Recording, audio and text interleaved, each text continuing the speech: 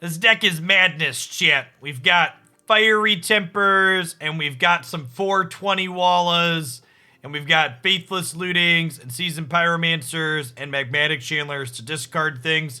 But, Jeff, why aren't we playing Hallowed One? Well, you see, Twitch chatter, the deck list that I went on the internet and downloaded wasn't playing Hallowed One, so, you know, you wouldn't download a card, don't download a deck, chat. Net decking is stealing. I have stolen this for all of you at home, so you don't have to. Let's play some games, huh?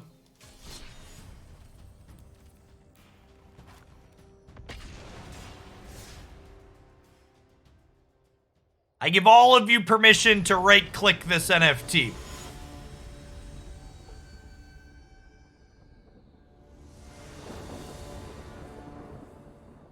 You're all accomplices in grand theft deck stealing.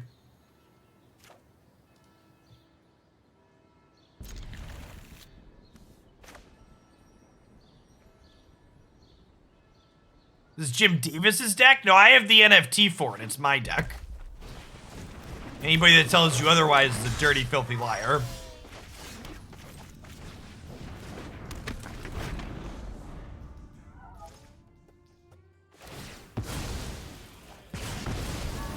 Goodbye, friend. No second land. Sign me up. We changed the 12 basics. This deck is ours now. This deck's busted, chat. Broke. Broko.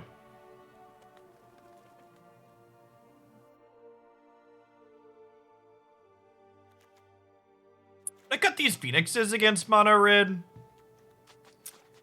So maybe we cut the Bomats. They probably don't attack very well. I'll leave, let's do this, actually. Let's bring in some removal and then these for card advantage. Like it.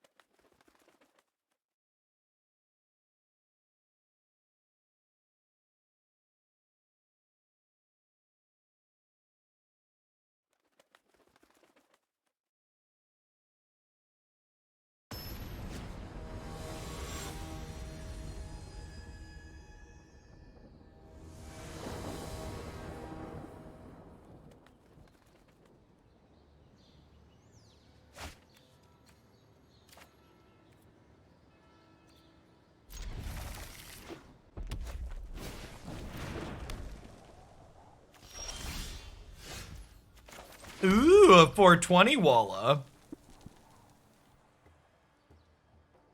That's gonna pass for now.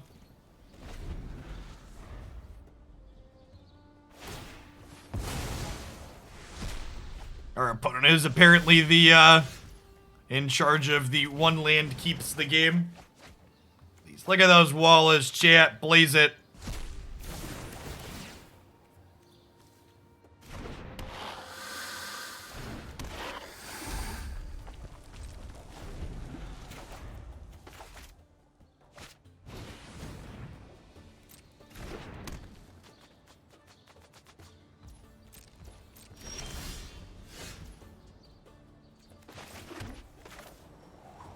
Oh, oh, baby. Oh, baby.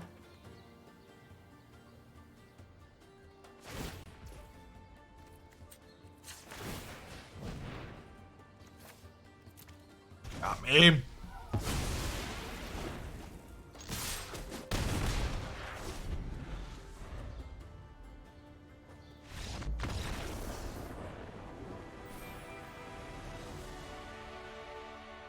Ooh, this match reminds me, I do have some semi-exciting news. I have secured at least one additional sponsor for our open series event next month. And with the dollary dues from that, I am going to be hiring is not food. I will share who it is when we announce the tournament and have some promo stuff together for them. But I'm gonna be hiring a second person to do backup feature matches for me. So we're gonna record 2 time-shifted feature matches every round. And that will allow us to not only have an even further increased no downtime stream, but also it will not a second stream. No, not a second stream. I want people watching my stream. It'll let us pick between the higher quality backup feature matches every round. Because there are plenty of matches of Magic even in tournaments like that one we just watched there. And it's always kind of lame when they end up on coverage. If you haven't played in one of our opens before, they cost 5 USD to play in addition to needing to be subbed to the channel. But if you're already subbed to the channel, it's just $5.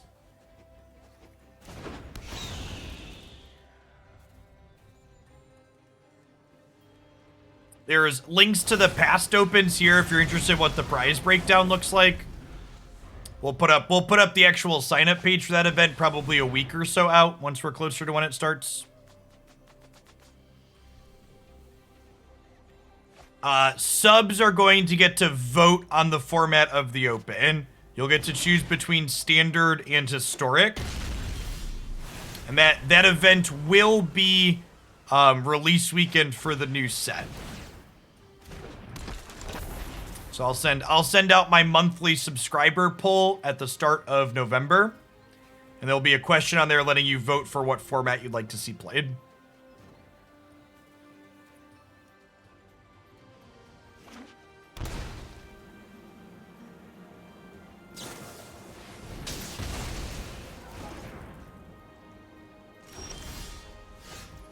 Yeah, our tournaments are a great place to be playing just decks that are just like more for fun. They're very low stakes with a flat prize structure. So instead of like a lot of Magic tournaments that are very top heavy, our tournaments spread the prizes around. Everybody that gets at least 3 match wins gets some prizes. I will not be running custom ban list tournaments. They are not popular. People always ask about house bans, but when push comes to shove, they have low attendance and they have low viewership.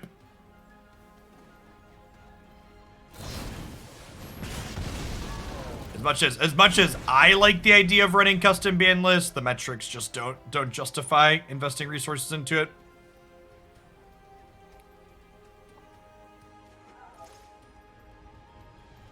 Wearing a costume for coverage. I will not be. Next week is costume week, though. We're gonna have different costumes on stream every day.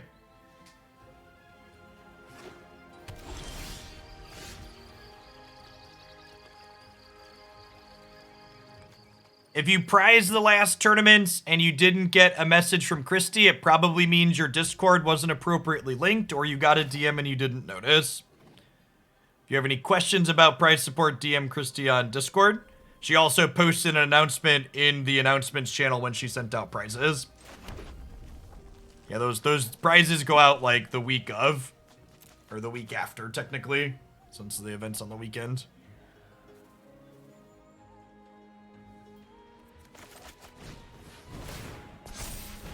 So 28 months, Zazzy, welcome back.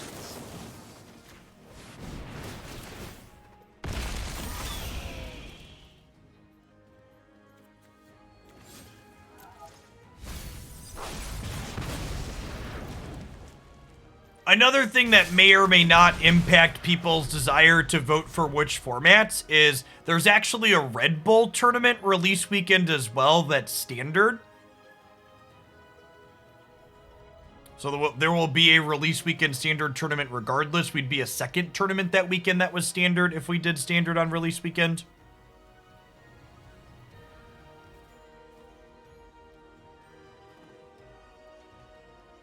Yeah, there's just a lot less room to brew in standard in general a carp compared to a deeper card pool. The next set releases on Arena on November 11th, I think. Our event is definitely going to be on the 14th, which is the Sunday after. I'm known for my excellent time and no time for a break. We've got 6 cards in our bin right now.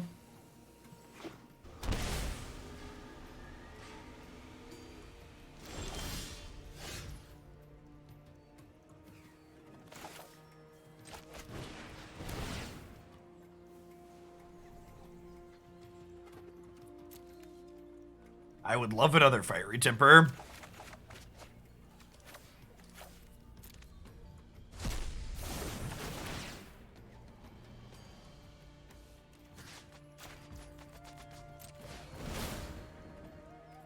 Looking for a land on top of our deck here, because this gives us Delirium. And Delirium here not only lifts off the Dragon Rage Chandler, but it gives us Unholy Heat for killing Teferi.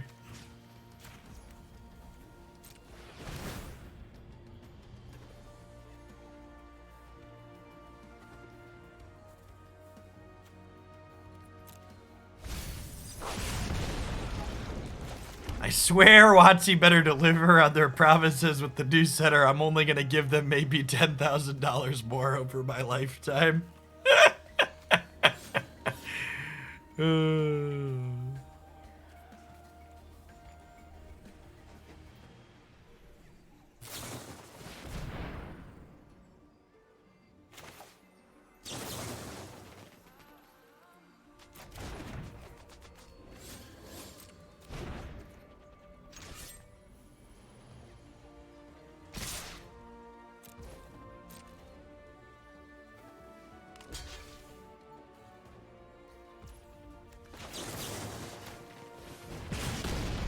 This. I guess I should have done that in response to get the Surveil trigger. Oh my god, I gave them Delirium. Alright, mistakes were made, chat. I shouldn't have done it in response. I should have done it after combat.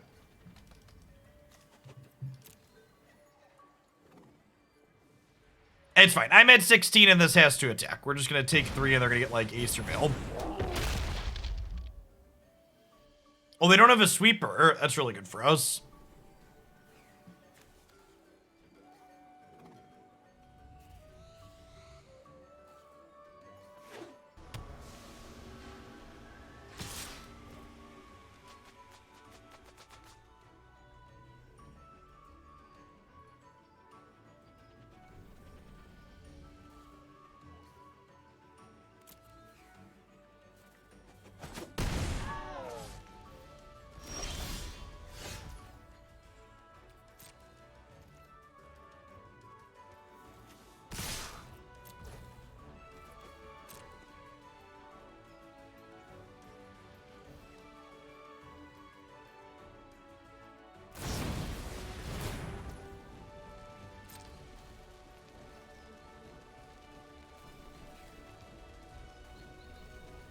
I think one of my favorite Snapcaster Bolt Your Tarmogoyf was I had the typical setup of, you know, a 2-3 I had a 2-3 Tarmogoyf and there were no instants in the bin. And my opponent goes, Bolt Your Tarmogoyf, and we call the judge over and the judge explains to my opponent that the Tarmogoyf doesn't die. And I had 2 Tarmogoyfs in play that were now 3/4s. So then my opponent casts Snapcaster Mage, targets the lightning bolt that's the only instant in the art, and I was like, oh shit, the judge just explained this to them. They're about to kill both my Tarmogoyfs. We're like, alright, Snapcaster Mage, bolt your Goyf that I already bolted. And it's like, yes. Yes, yes you do bolt the Goyf you already bolted.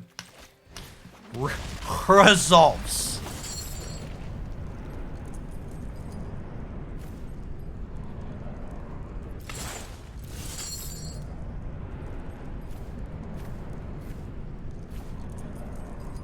Breacher, sorcery.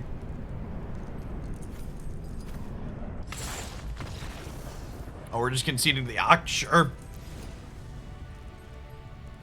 It is a legal target because it's state-based actions are not checked until the bolt goes on the stack. So like as you're casting the bolt, you're choosing the targets, and it technically isn't out of the graveyard where state-based actions are checked yet. So that is a legal play. The judge was still standing there, and I was aware that that was a legal play. And I didn't let my opponent make an illegal play. Knowingly letting your opponent make an illegal play is cheating, chat. Don't do that. Don't be a cheater, chat.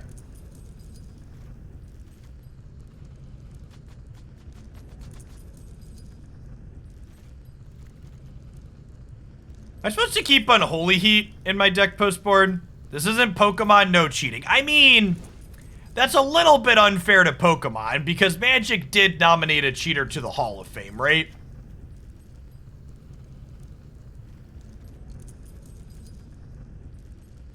The old days of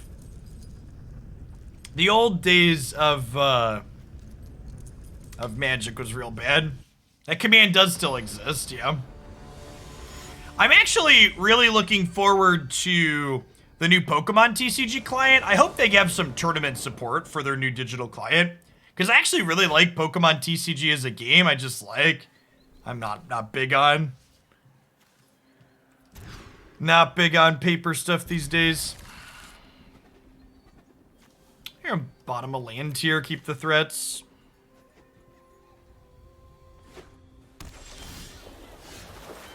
To set a low bar, any card acquisition model they pick will be better than their current one, Marty. It'll be interesting to see how predatory they go. Like, are we closer to Magic Arena or are we closer to Legends of Runeterra?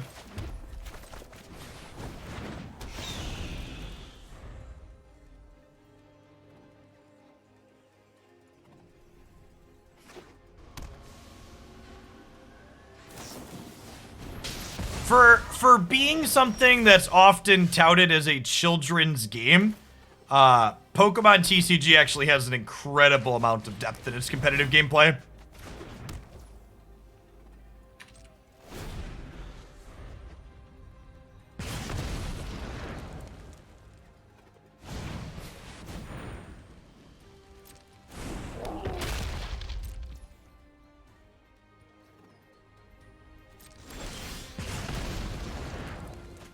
Yes, Runeterra is the most consumer-friendly digital card game that exists.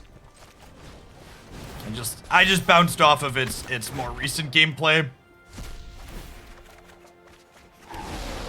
Runeterra's gameplay is very combo-centric. And wait, what?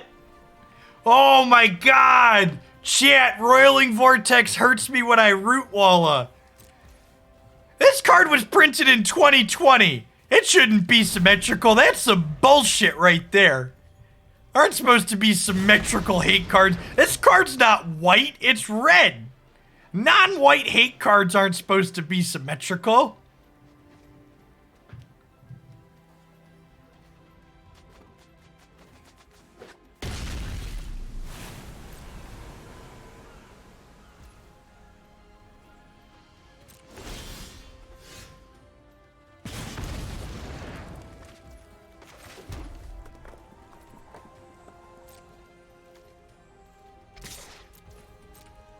Rootwallas at any cost, shit.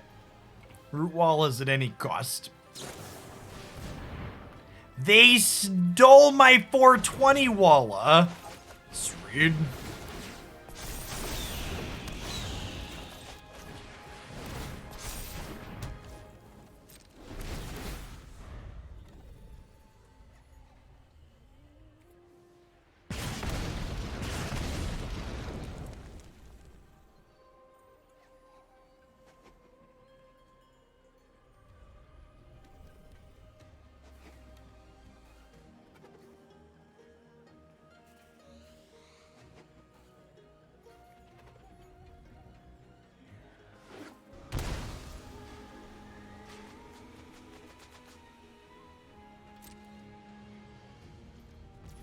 He paid 5 life to give the opponent a 1/1. Yeah, basically.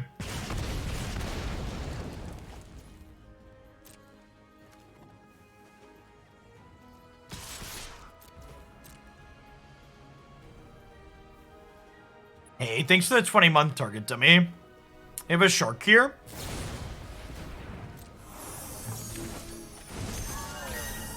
Brazen Borrower is actually, like, not that big of a deal, because, like, it gives me a spell back in my hand that can let me trigger these.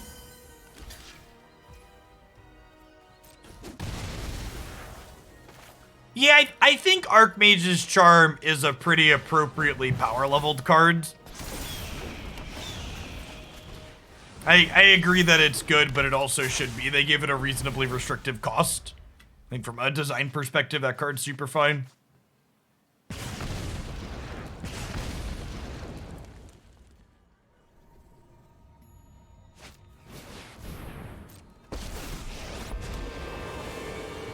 I'm not going to see this one now. Let's skip to the good part.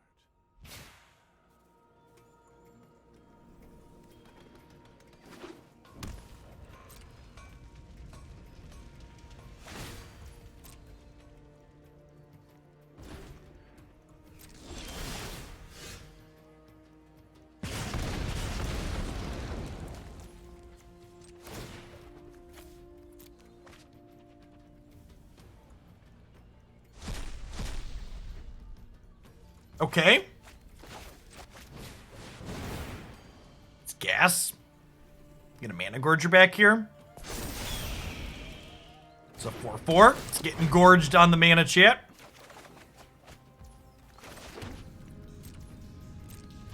They're at 13. I think this is actually a spot where we're supposed to ignore the Teferi, huh? Could be famous last words. We got the Den of the Bugbear here too, though. It's like this puts them to 8. This puts them to 6. They sweep the board. We Den of the Bugbear. I think we're in trouble if they like have Helix maybe, and they could burn us out. Because we are taking 2 here as well. We can stop life gain on Helix. That is true. They have a few of them they could get us though. Yeah, we also have Ramunap Ruins is accurate. They gotta beat the board, and they have to beat the creatures on board, and they have to beat these. So it honestly feels like their best chance to win here is just a bunch of burn. That part isn't symmetrical. Wow, it isn't. What a strange design. Where like part of the hate is symmetrical, but another part of it isn't. That's really weird.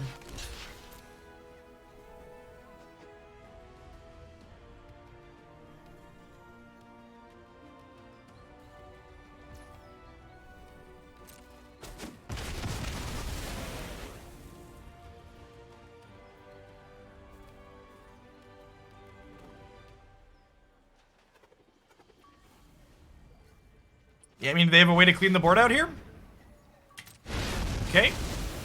Still dead to Managorger.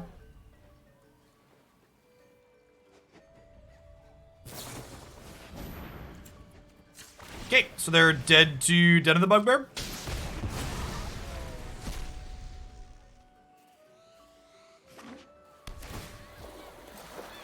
You can have another removal spell here. Shark Typhoon, maybe.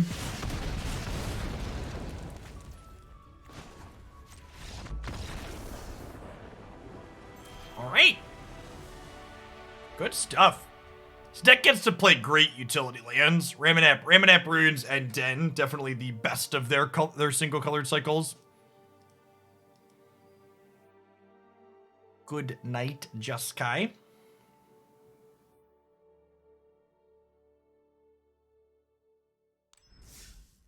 Oh, chat, at this very point in time, we have exactly 2,222 concurrent Twitch subscribers. What a nice number. 2222. I feel like I should have a 2-2 to celebrate such occasions, but I don't have one handy.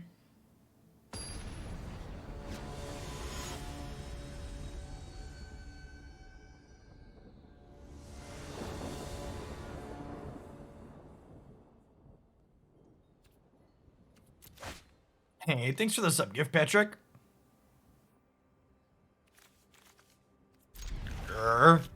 Not like looting into 420 here.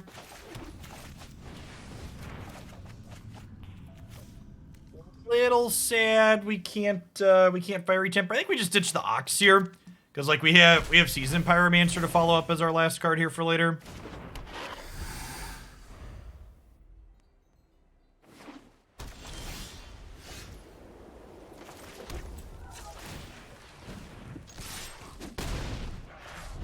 We have a Snow aggro deck that just doesn't have a 1-drop.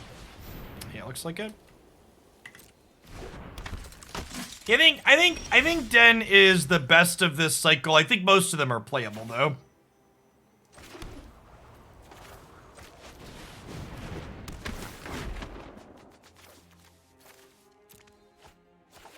Hey, thanks for the Prime Flame Burst. Welcome back. Appreciate the 25 months. Really sad this Thalia's in play. So I can't Pyro into Fiery Temper next turn.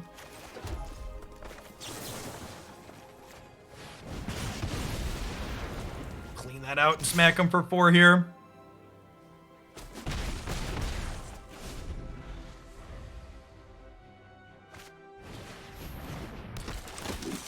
Alright, untapped land, please. I guess an untapped land wouldn't even really do anything here, huh? Another Fiery Temper.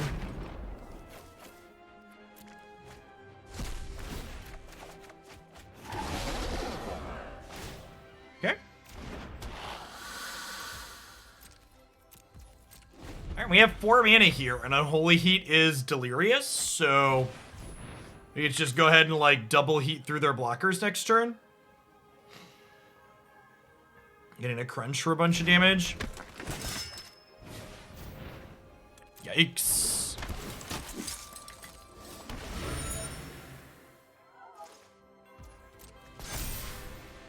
Oh wait, they put Bodyguard on Lumiarch? Interesting.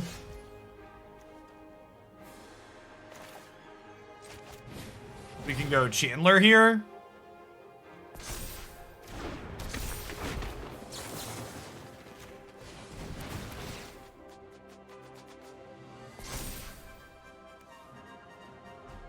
I'm just bidding most things here. I want to get this Ox fueled up.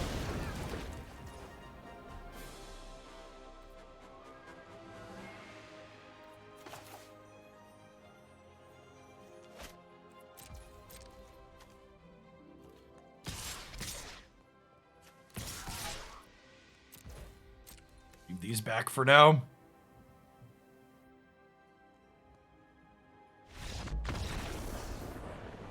Alright, we take those. Oh man, this is the Goblin Chainwhirler matchup, isn't it, chat? Definitely an Abrade matchup, definitely a Bomat Courier out matchup.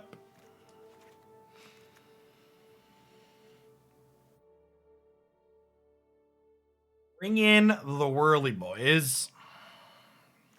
This is probably a little bit hard to cast cheaply.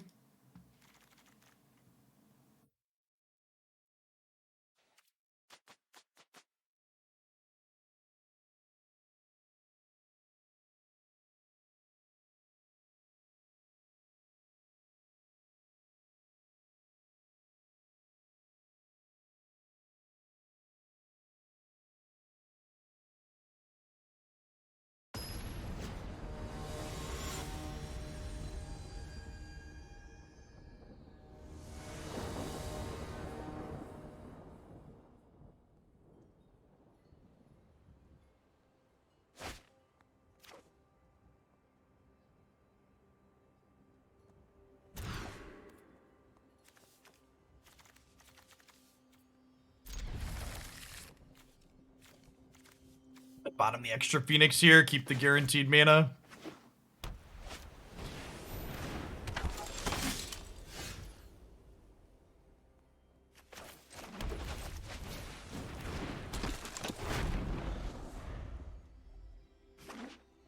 This. Look at this silly little Sentinel, chat. My handful of non-creature spells. Although, yikes.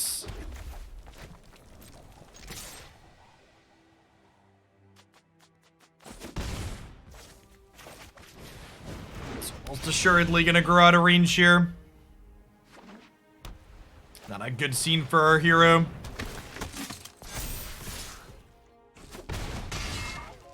The control matchups went okay for that deck, and the non-control matchups actually went pretty poorly.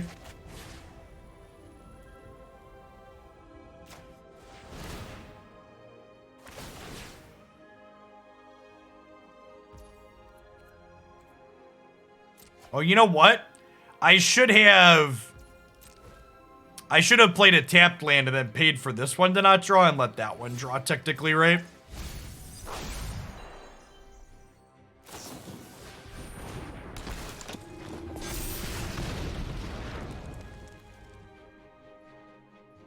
Oh no. Oh no. We've been got, chat. We've been got.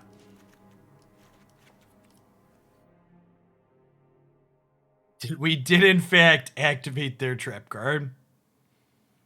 Yeah, I mean that takes our Phoenixes from coming back, right? Which was instrumental in the first game.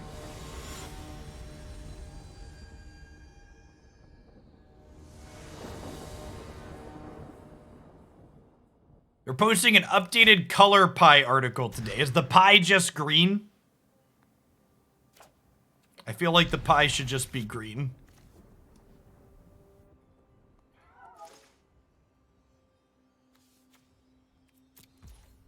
I'm gonna hold on to these Wallas to fuel Magmatic Channeler.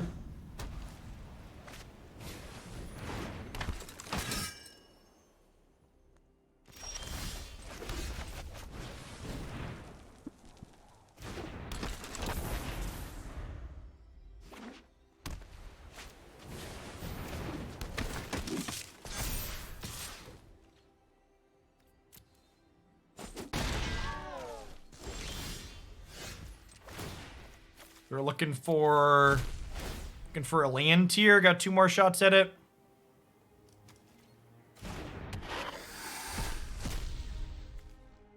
The only thing green is missing is discard spells. Chat, help me out. Is there a green discard spell?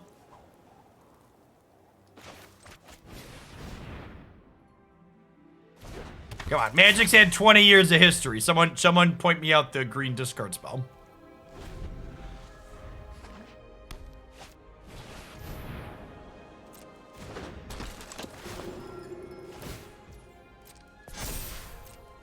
Oh no, chat, they're gonna get to take our 420 Walla. Or 420 Walla.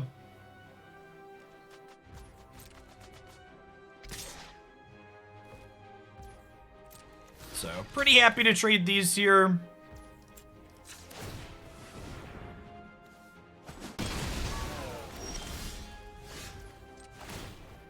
We're gonna bin this, digging for a land. Okay, didn't find one, but found Unholy Heat, so we get to go ahead and go Heat plus Abrade this. I guess there's a question of, do I want to do this to hit the land drop? I think I might.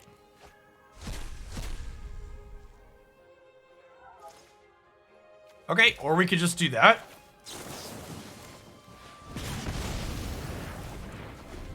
It looks kind of like pointless posturing, but it gets us closer to these being 4/4s here.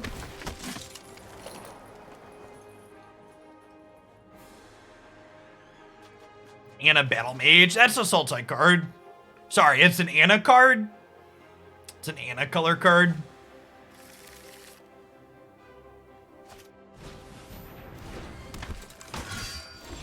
I agree that Sunset Growth does not count.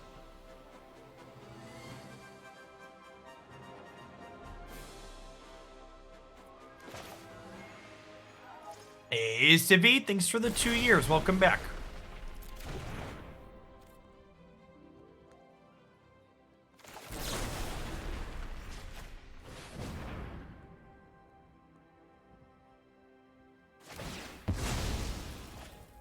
I think we just do this and attack them for 4.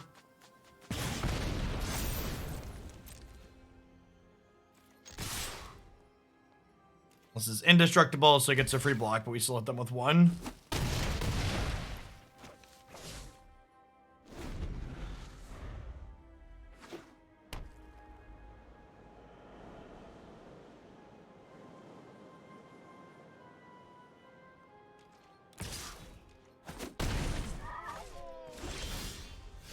It's a pretty aggro attack.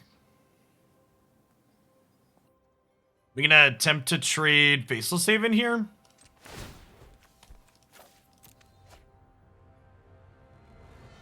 I guess they could have Containment Priest in hand.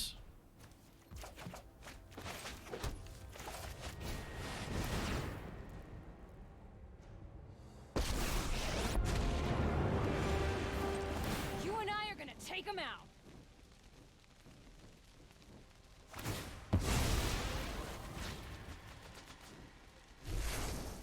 Now you're playing with fire.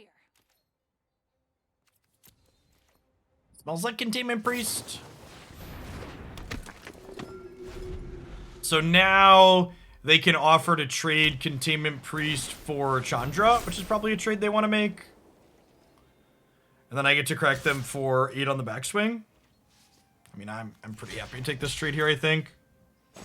Urkadar, thanks for the 50 months. Welcome back.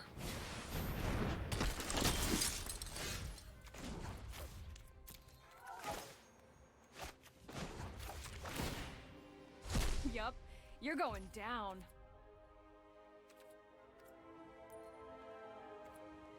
Alright, so I'm gonna put a stop on my main phase so I can cast this and then respond to it by discarding this. So I was gonna have to discard it to the Seasoned Pyromancer anyways, and already wasn't getting tokens for it.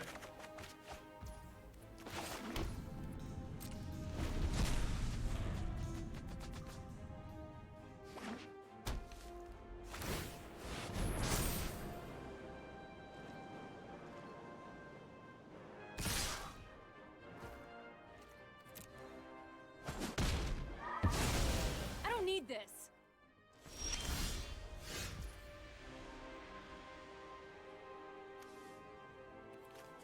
This Phoenix ain't coming back because they've got Containment Priest.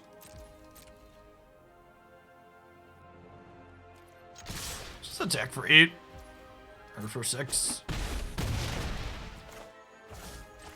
Drop another 4/4.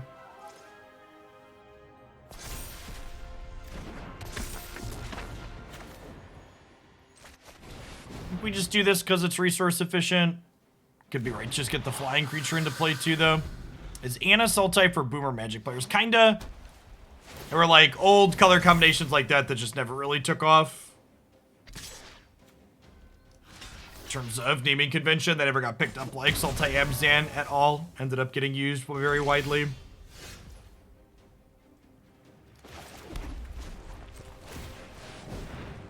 You ready to plow, Chip?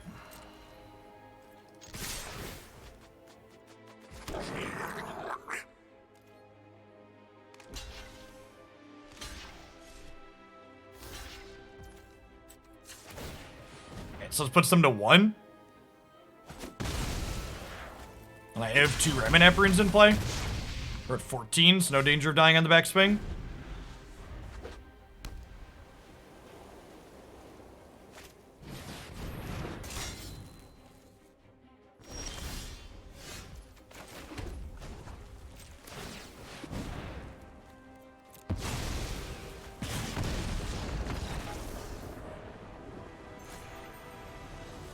Doke.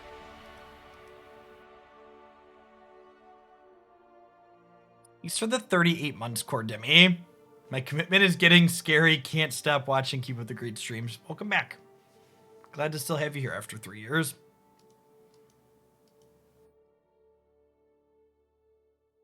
You could say our land ability there ruined our opponent. You could. I'm not saying you should, but you definitely could.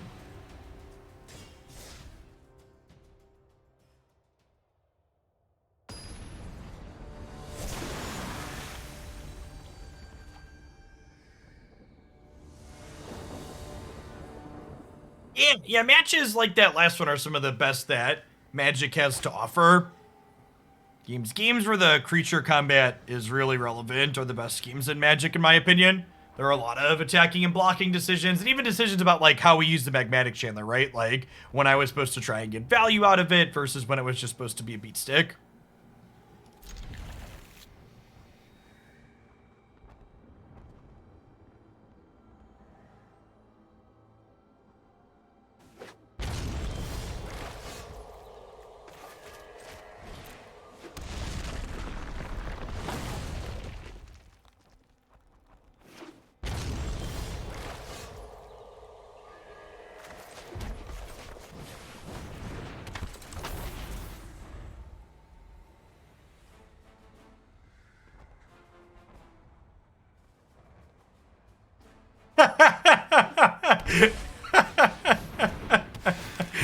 Oh, that's so great, Marty. Hilarious.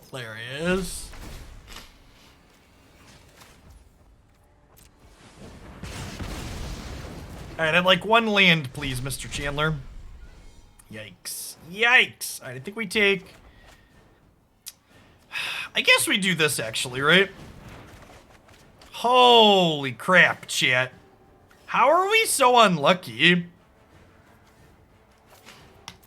Actually never lucky. Just casual 4 extra looks at the land drop and miss it on the draw.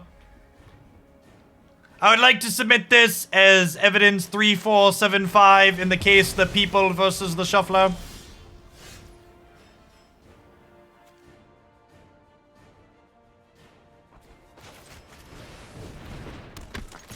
At least our opponent's also missing their land drop, I suppose.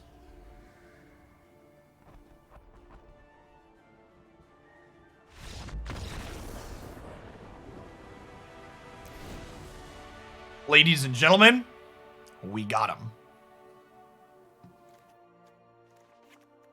Really out-skilled our opponent there. Big plays, you know what I mean? Alright, I'll put the Vortexes in, cut the Unholy Heats. I think there may be some kind of Niv deck. We've got 4 colors at the very least. We'll see.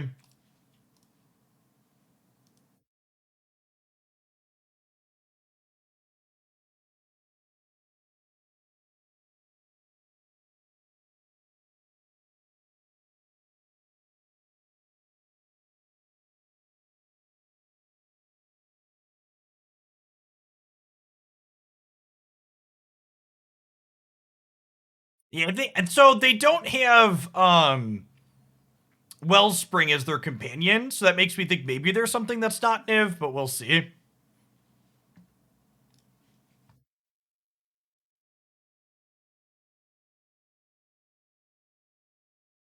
We shall see.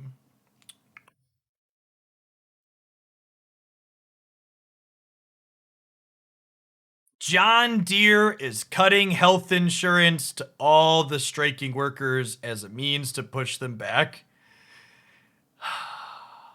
That's actually a topic that doesn't come up enough when we talk about socialized medicine and a state-run option for healthcare. Is that a big part of why so many large corporations push back on things like Medicare for All is because having your healthcare not be tied to your employer gives you more freedom to leave jobs that are bad for you. You force people to choose between, do I want to risk getting sick and dying, or getting sick and going broke or dying, or do I want to continue going to this job that's not a good thing for me to be in?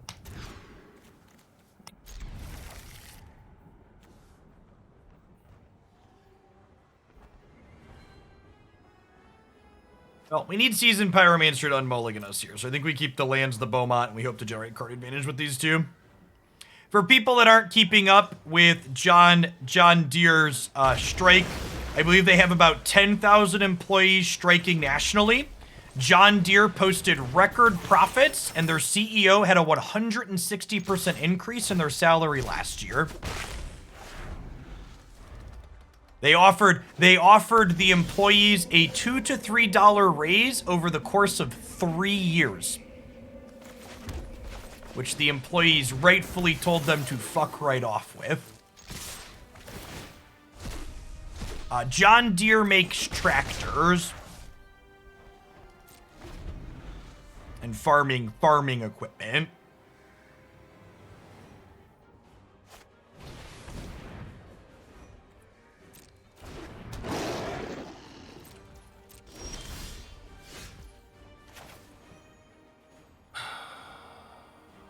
Are we chilling? I think we're chilling. Or just like Chandra next turn, shoot the Kavu, hopefully. They did also ask employees to take a pay cut because of the pandemic.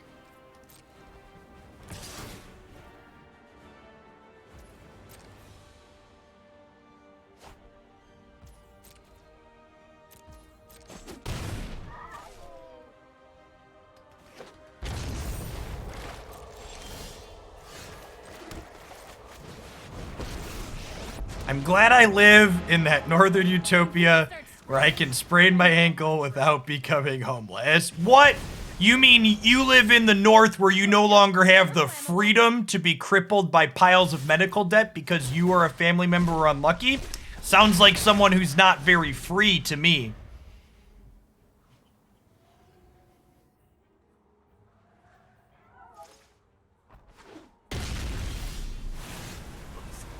Durf. All right, so I think we just empty our hand here, huh? I guess we'll start with Chandra and see what she draws. This'll be easy.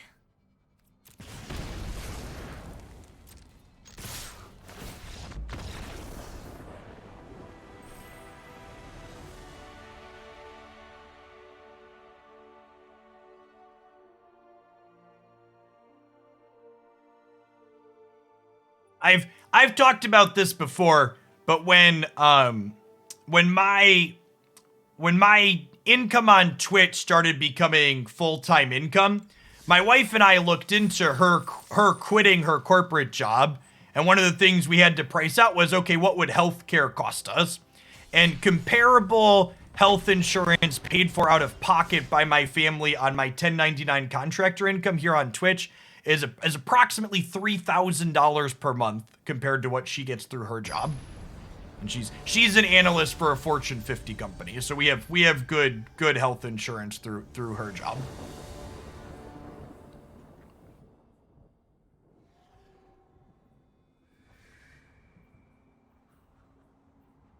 Oh, sorry, that was a family of 4 too. Haley didn't exist yet when we did those metrics. She's great, but she wasn't a thought at that point.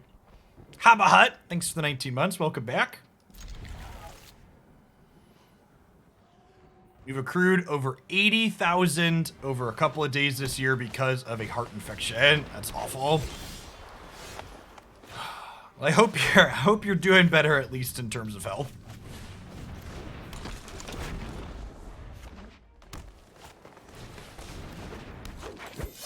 Ooh, I bet this matchup is not good for us. Maybe the Chainwhirler's post board can help us out, but they're gonna go super wide. We're not that interactive. I feel like I'm supposed to play the Channeler out here so we can try and dig for some removal.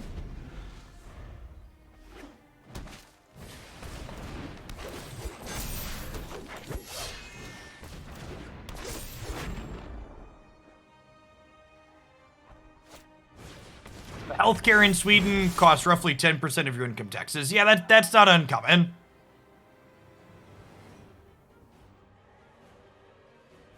Even in my best year on Twitch, where I made the most money, I think 2019, I made about $250,000 streaming on Twitch in 2020, and it still would have been almost 20% of my income to get comparable healthcare. I guess we're supposed to kill the shepherd, actually, right?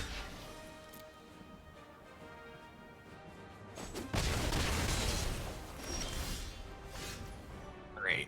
We have 2 more shepherds. If we can find a way to kill this War Master, we might have a shot here. Chainwhirler wouldn't have really done anything here, right? Oh, it would have, because the clan caller would have gone away. Yeah. Yeah, I think our lack of hitting a thing here means we're probably dead. I guess I don't quite have mana to activate this yet, so maybe we have a shot.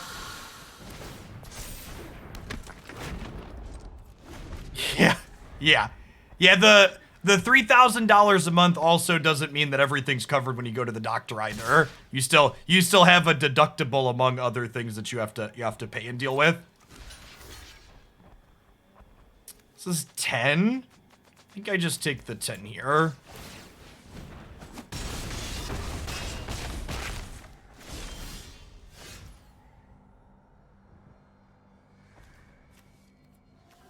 For reference, that was my best year, Blur's Day. I actually posted all of my incomes on Twitch over the years.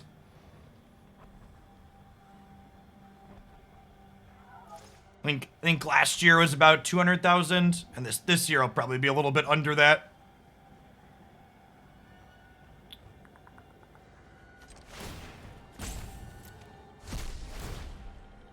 Yeah, this kills the Clan Caller. The problem here is they're 1 mana off of... Oh my gosh, I messed up. I needed to do this. This is actually a pretty big mistake. Oh wait, no, I didn't hit Delirium yet.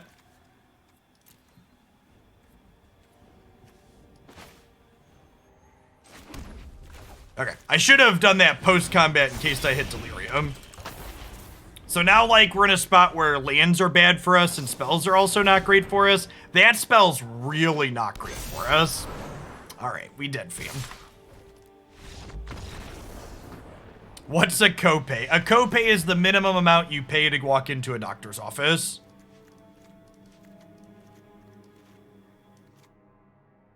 So Bomat Courier is very bad in these creature matchups because it can't attack in profitably. Definitely want Chainwhirler and Abrade. I think Managorger is probably pretty important for flying over the top here. Probably don't need Ox. Maybe trim this. It's possible I want these Chandras just because, like, they're an awkward piece of spot removal. You want to take the first one over the third Faithless Looting. Yeah, not to be confused with premium or deductible. Yeah.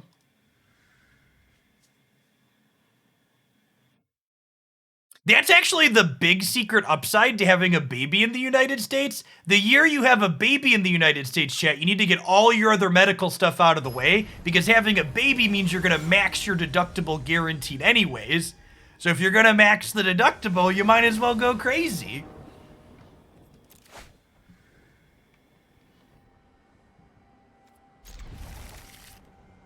This is okay. Needs a third land, but like we've got Darcy plus a spell to help find it. Can confirm this is the right strategy. Yeah. Ooh, that's even better. Honestly, I think I'm gonna offer this trade here. I think if they take it, that's good for us. Deal Arena. If I had like a Goblin Chainwhirler in hand, I wouldn't offer this, but I don't really want to spend a removal spell on that one if I can avoid it.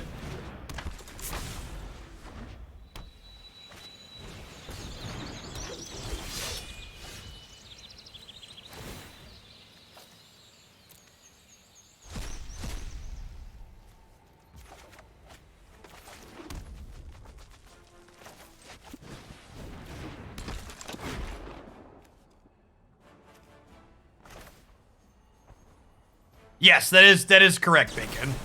You only get that copay if you already have insurance. That's a perk of insurance. Definitely keeping Fiery Temper here. We get to go ahead and play 4th land, play Pyromancer, ditch Temper next turn, Madness, kill their play. This matchup seems both easier on the play and when we have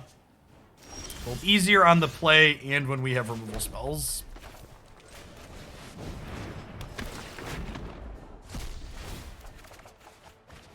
Ooh, I found some candy, chat.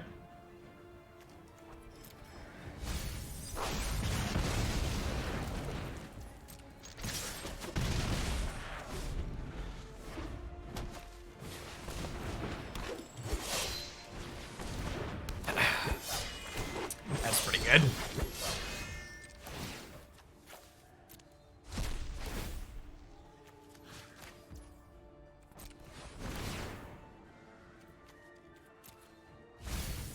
That one.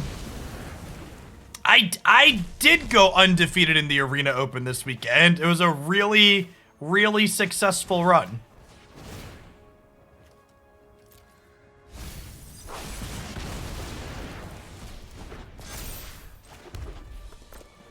I was quite excited.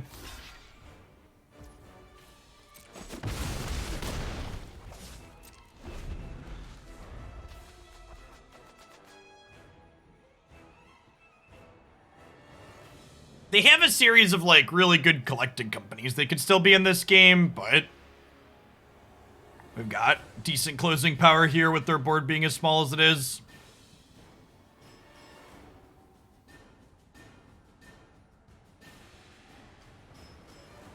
No, this cost is bug. This costs 5 to bring back.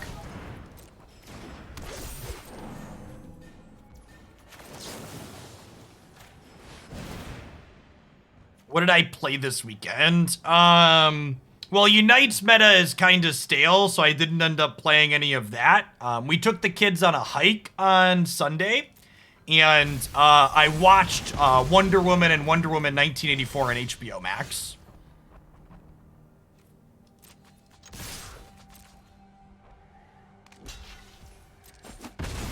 It was a solid weekend overall.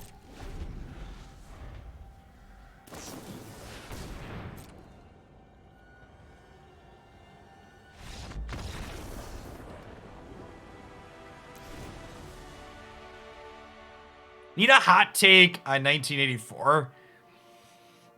I don't know how people feel about the DC movies in general, but those two Wonder Woman movies were my first time watching anything from their universe in recent memory, and I really felt they were both kind of lackluster compared to the average Marvel movie.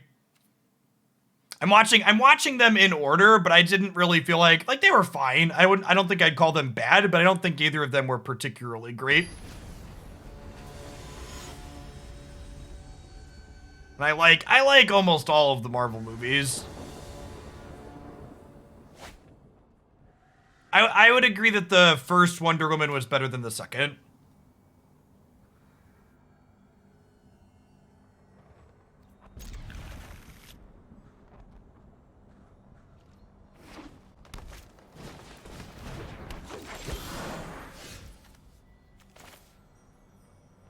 Best Marvel movie. I'm a Spider-Man fanboy, chat. I like Spidey. If you force me to pick a non-Spider-Man, I really like Doctor Strange. I think it's probably my favorite after the Spider-Man flicks.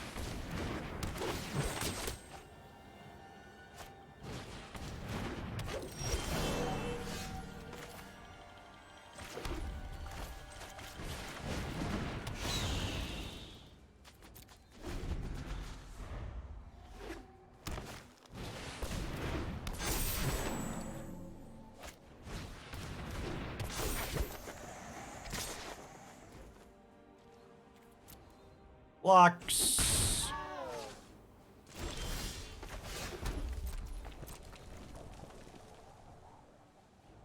The new Spider-Man movie does have Doctor Strange in it. Yeah, I saw that. It looks great. Ladies and gentlemen, we got him. Oh no! Oh, chat. Oh, no. Oh, no.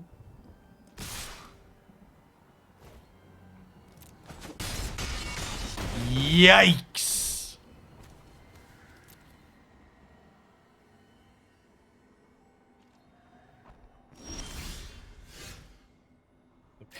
Look at the way they massacred my boy, chat.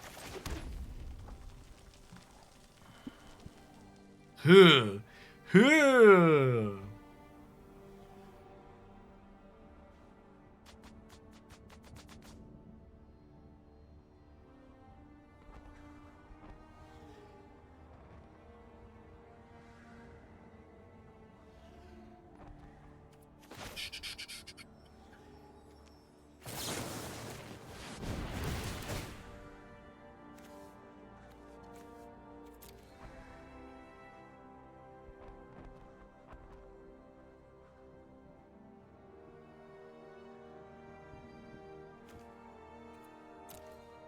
Oh, I could have done Heat and Chainwhirler.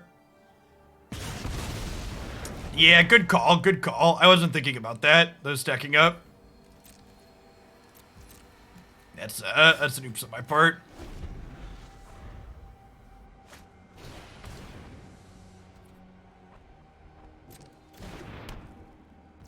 I take 4 extra damage here I didn't have to take.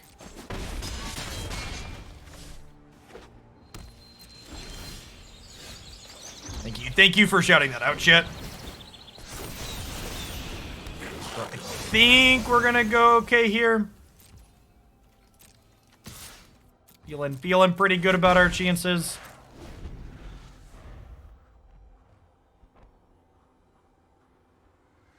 And they draw Collected Company this turn. we could be in trouble.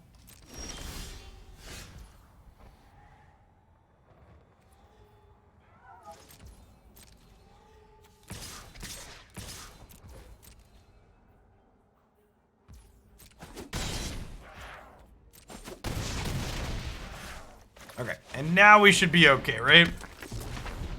Nah, I think they drew a land.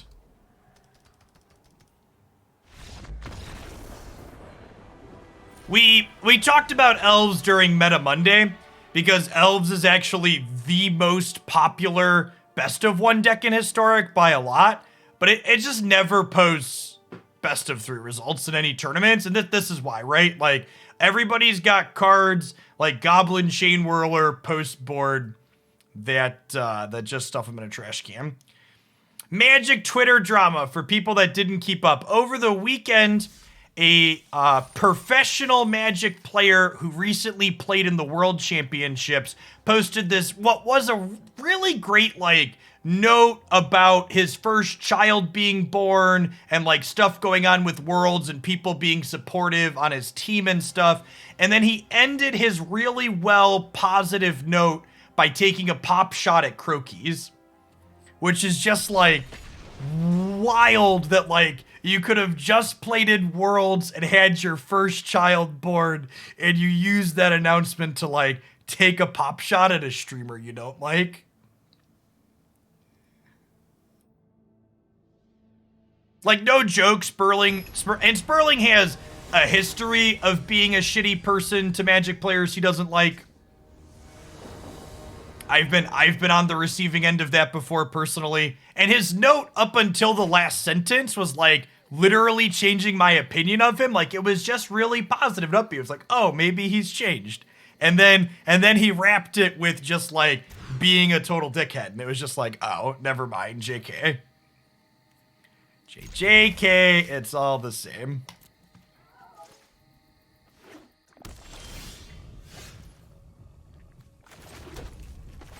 They do not know cookies, no. They are not friends, chat. It is not some kind of in-joke. It's actually, for people that are new to the community and don't know Matt Sperling, that's just who Matt Sperling is.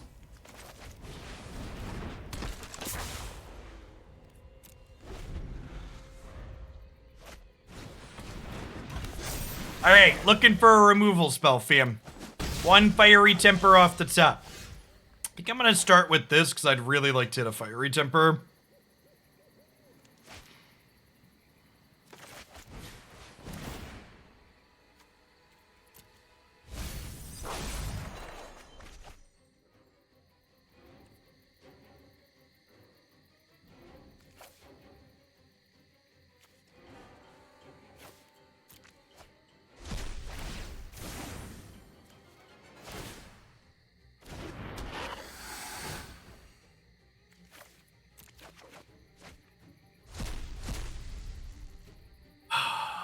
Unholy Heat. I've got creature, land.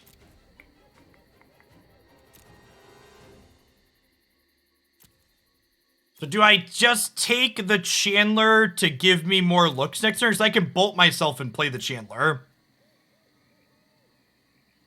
I could take the Unholy Heat speculatively, hoping to spike an instant on top, but that seems pretty unlikely.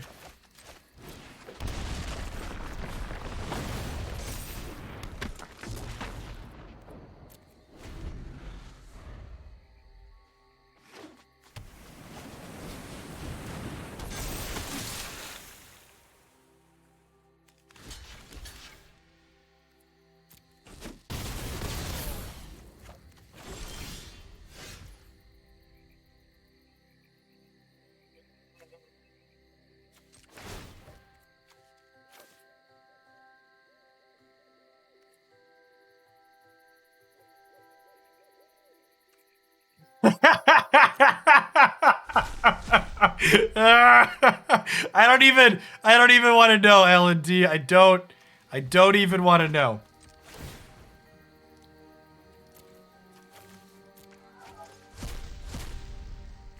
Man, you just cannot find removal to save our lives here.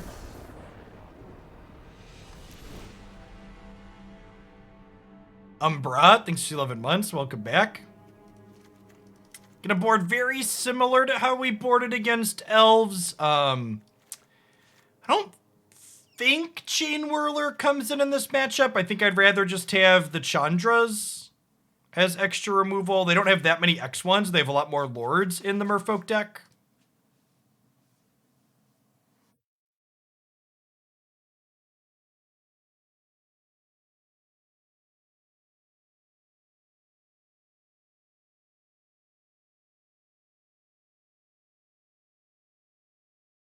I hate myself and have no self-control. Share the link. Yeah, first strike might be relevant. Maybe we should have Chainwhirler just because of the first strike. I could see that. It does clean out some things. I think maybe you're right. Maybe if we get a game 3, we'll Chainwhirler.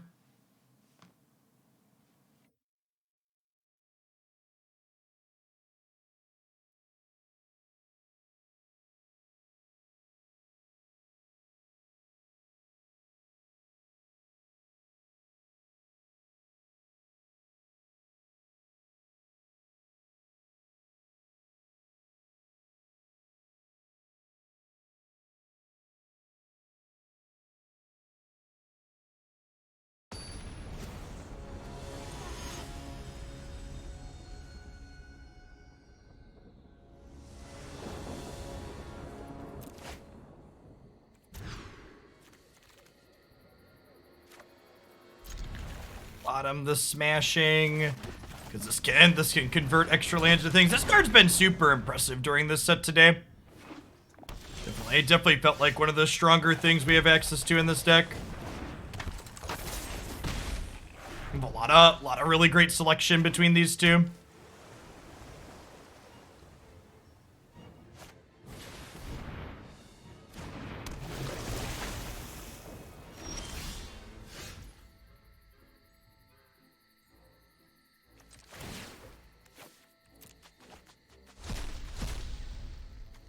Okay.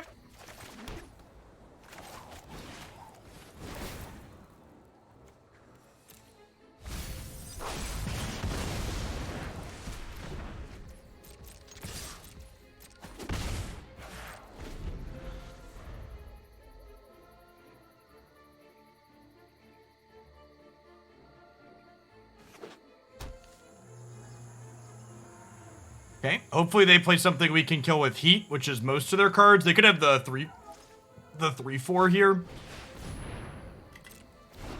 That's a little unfortunate. So we really want to draw an instant that we can discard to Chandler to have liftoff. Yep. Okay. This gives us Delirium for our friends. Yeah, I think I'm in for a Phoenix here. Let's get ready to kill him. Kill him in the air, because he's going to bring the other Phoenix back, right? Another Unholy Heat on top is perfect.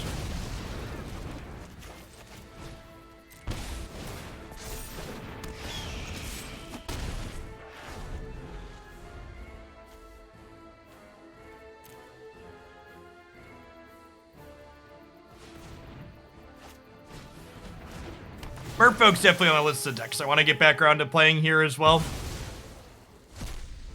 Are we doing at least one historic deck a day for the time being?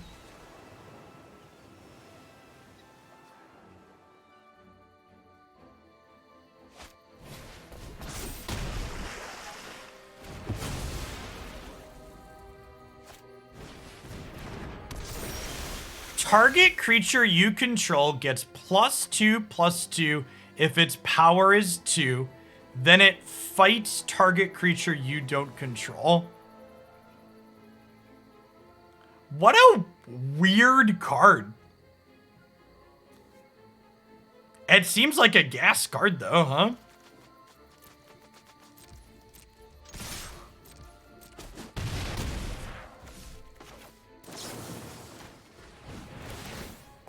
It was to support Bear Tribal, sure.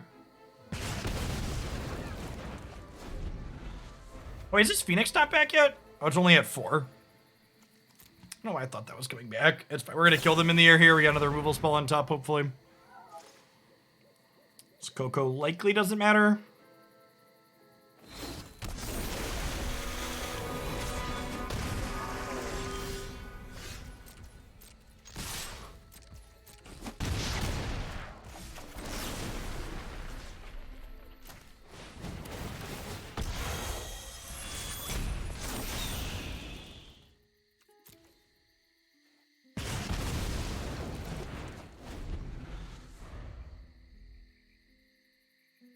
Yeah, I mean, if they don't, and if they have lords in play, they probably don't need the +2/+2, right?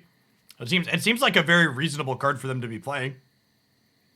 Like, if they have lords, they don't need the bonus. If they don't have lords, it lets you fight things from a very resource efficient perspective and with your smaller creatures. So they have to deal with 2 of my creatures here, which is pretty unlikely. Or deal 16, which also isn't happening.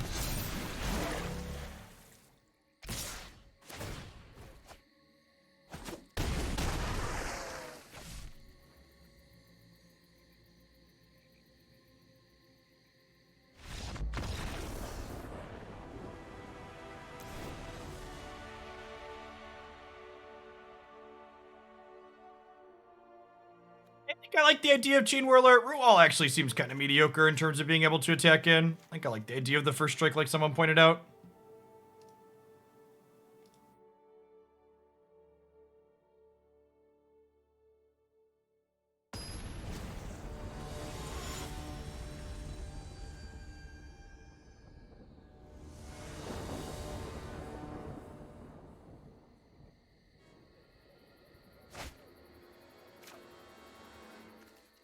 No lands, big sad.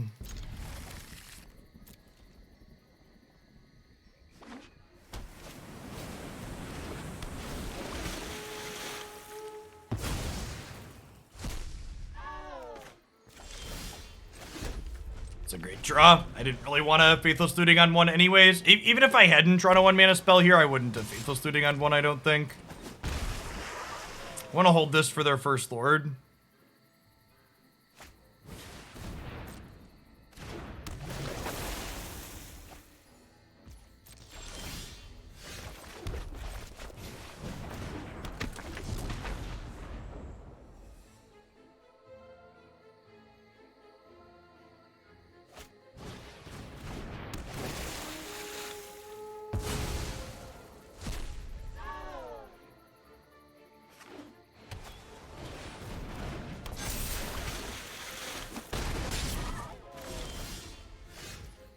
The play is busted, chat.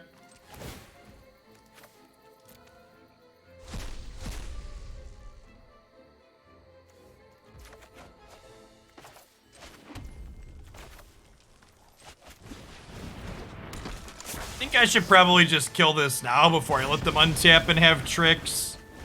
My body is ready for company into Double Lord.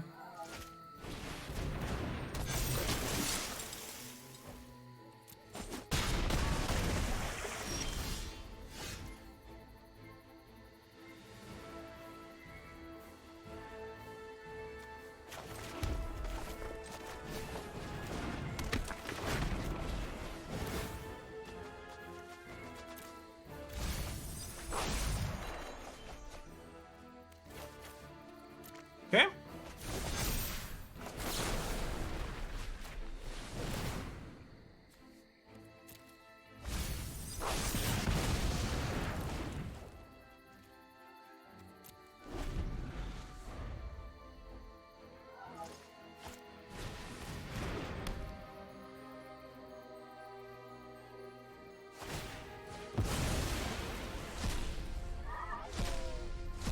Goblin Chainwhirler's looking pretty tasty on this board.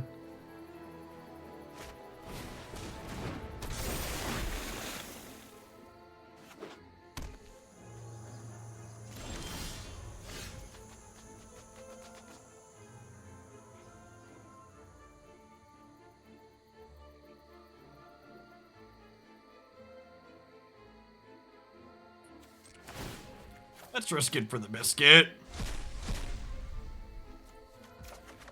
Oh my god, I just clicked on the wrong card. Ooh, we're gonna die and we're gonna deserve to die. Yikes. That's fine. Let's just put 6 cards in the bottom where it didn't matter. Super dead regardless. I mean, that wasn't tilt. It was just a legitimate misclick. It wasn't a Abrade. So we would have gotten to kill one of their things in Surveil. And ended up not mattering because they had a collect a company. That's nice. Baglito, thanks for the follow. Historic's been fine. I think it's been better than standard on average. I will tell you that we've played about 3.5 hours of Historic today, and I have played against 2 Alduin's Epiphany, copy my Alduin's Epiphany decks in Historic as well. So it's rare, but it also happens.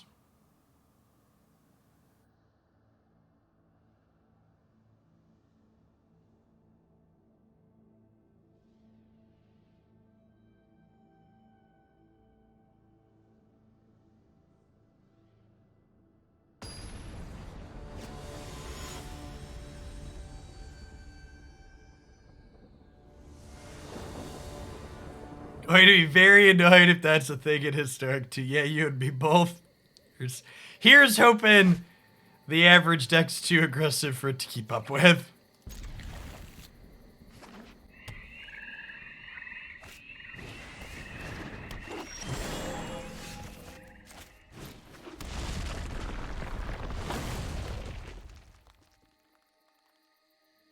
You see, Jeff?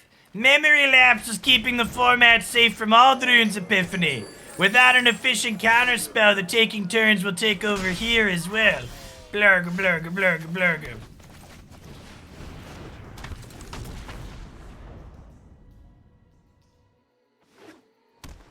This is probably Jund Citadel with the Innkeeper, I imagine. They have collected company here, it would seem.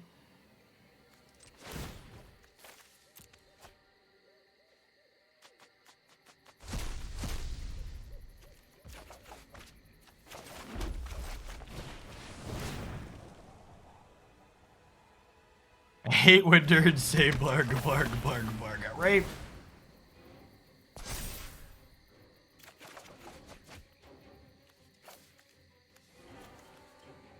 Probably don't need a third Chandler. And keep Darcy.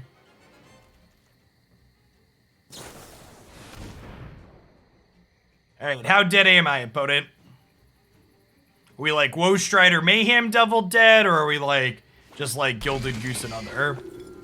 Woe Strider Priest is pretty solid hits here. If they have a Devil in hand, we're probably dead.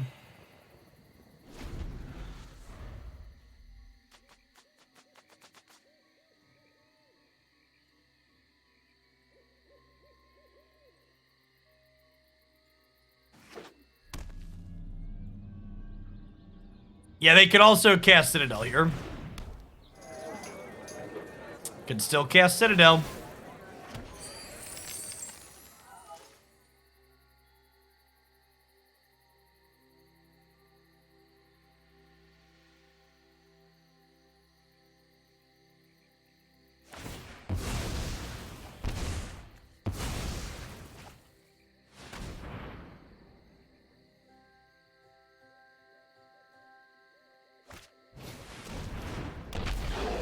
For people that haven't had a chance to take a look at Meta Monday yet, there was a small historic tournament over the weekend that had about 90 players in it, and 20% of the registrants played Jund Sacrifice in some way, shape, or form. So I think until proven otherwise, this archetype, or variations of it, are almost assuredly the decks to beat in the format again.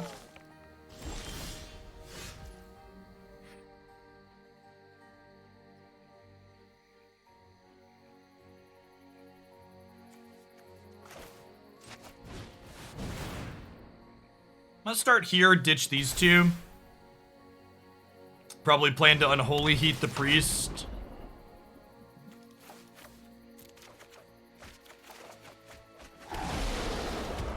Jund wears out your wallet and paper and your mouse and magic. It's a lot of clicks.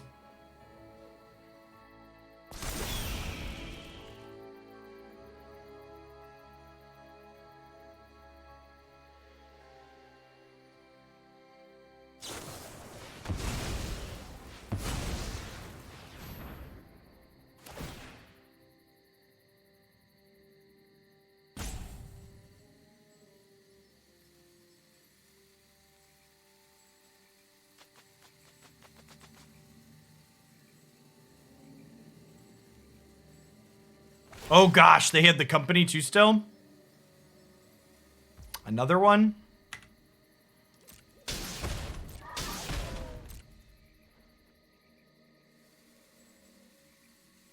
Maybe this will put 6 cards in the bottom. Second Devil and a second Priest. All right. Pack it up. Pack it in. Let me begin. Early Boy seems fine here. Abrade seems great. Bomat Courier and Rootwalla are not great because they can't really attack in. We'll bring in Chandra for a little extra card advantage and removal. I think lots of ways to deal with Mayhem Devil seems valuable. Thanks for the follow, Clark Turners. Good afternoon. Good afternoon to everybody.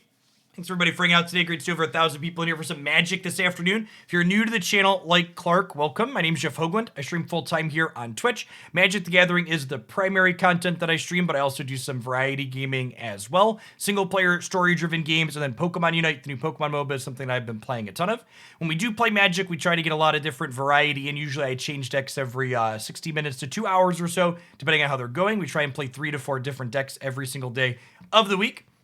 I have a YouTube channel, the Daily Deck Digest, that you can check out there, that posts a short edited video every single day of the week highlighting some of the best decks that I played.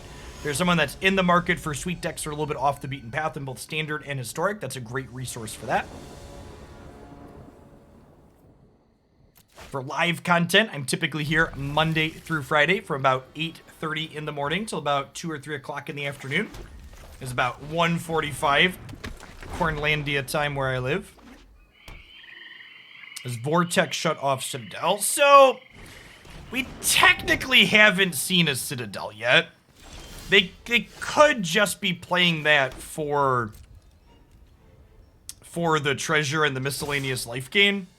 If we see Citadel this game, I'll bring in the Vortexes for game 3, yeah? Relocate. Thanks for the entire year. Welcome back. Appreciate the support.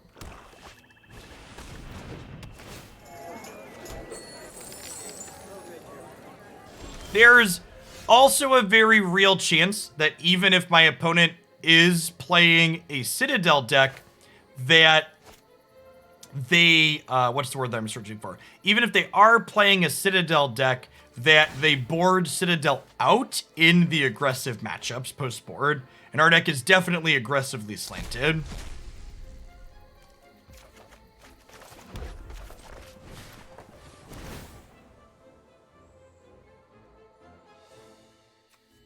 Have been this. We'd like to try and hit our land drop for Chandra next turn, ideally, I think.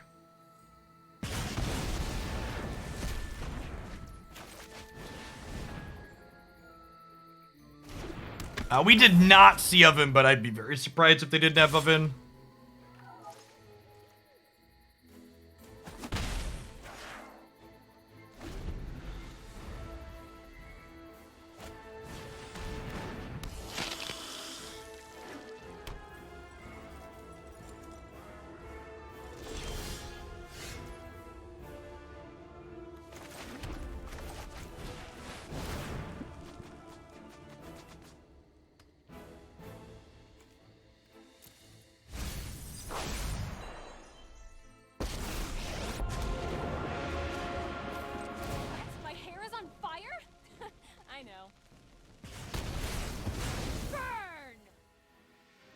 Burn, baby, burn.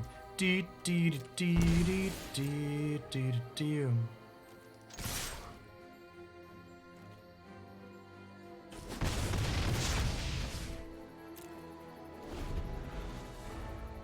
These are 2 off of getting to pop off here a little bit.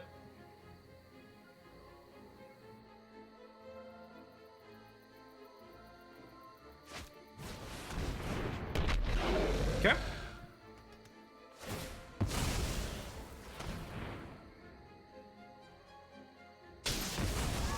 Whatever. This was a direct to modern card, Dr. Jezin.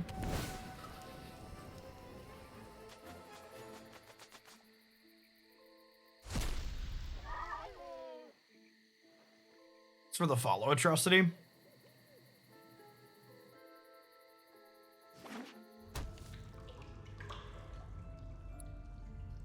They can sack a lantern to kill Darcy.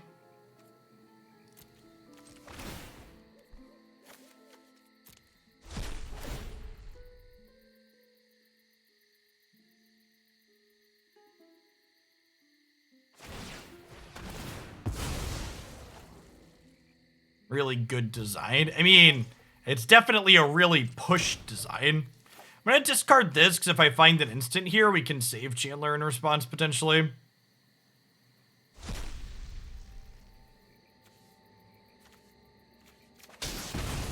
JK, I'm going to take this Chandra.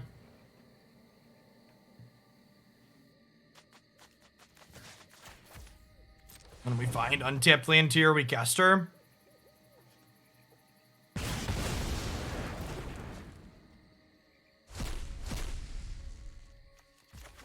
It's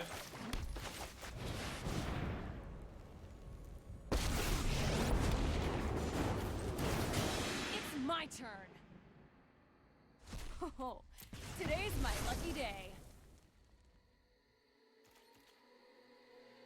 These are almost there, but they can nuke our graveyard on command, but if they're using this to nuke the graveyard, they're then not drawing a card with it, so it's kind of an even trade for us.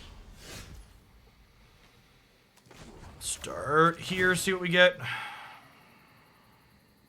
This'll be easy. We decline this, just put up the damage.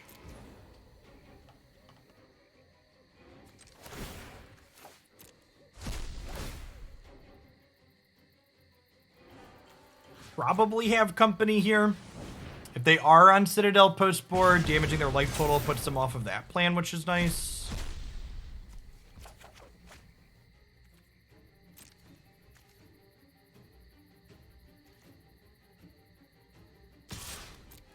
I'm going to attack with this. They could like company into a blocker and then nuke our graveyard in response. But if they don't have that, they could just be nuking our graveyard to take one, and then we get to Pillar of Flame post combat. Do you have a company here as well? They do not. Gross. I guess they could have it, and they just don't want to play it out and lose their creature to a Pillar of Flame, because they want to pressure the Chandra. Okay, yeah, that makes sense. They care more about not having something dead at Pillar than they do about trying to eat my Chandler. And they hit two things that would have died to Pillar, so it seems good for them.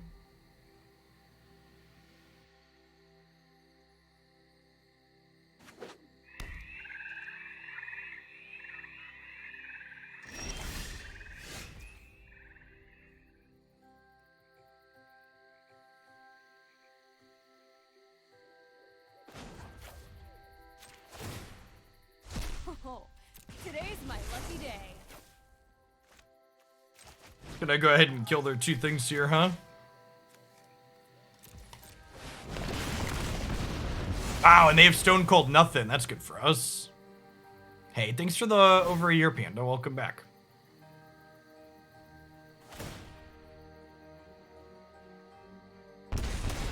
We do not have enough things in the bin, unfortunately.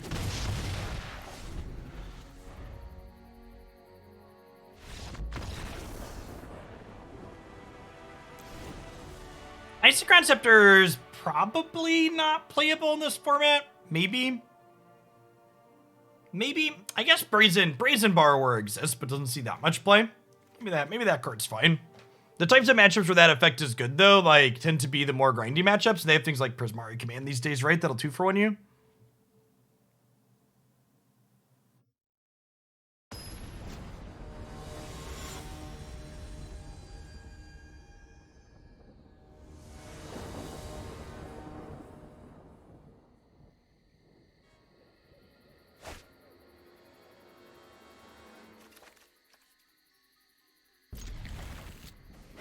Isochron Scepter Memory Lapse would have been fun.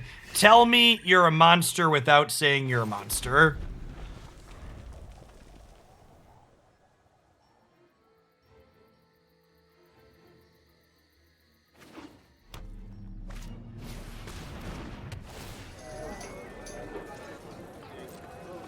Definitely not heating that one.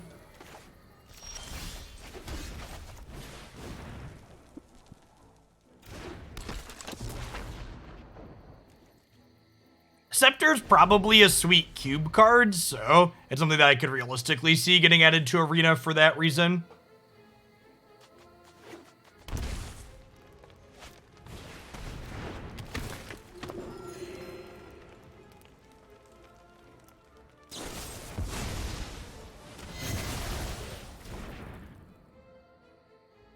Sequence is great for us, right? Because I have follow-up Chandler, so we just go like land, teacher, priest, play second Chandler.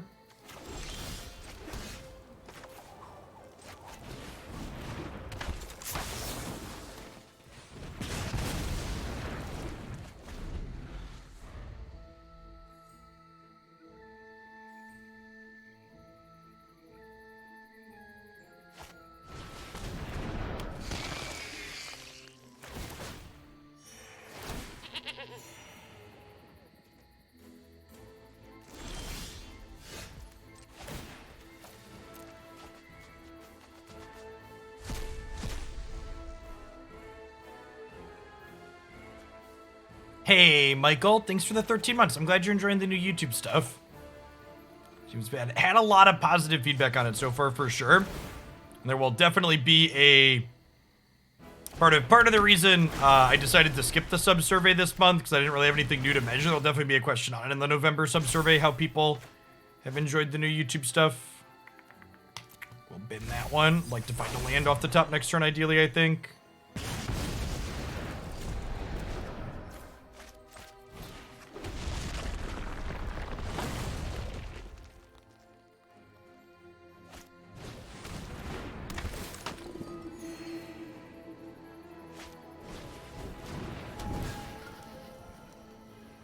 Or little Pyromancer. They took my Phoenix. Yeah, I guess that makes sense too.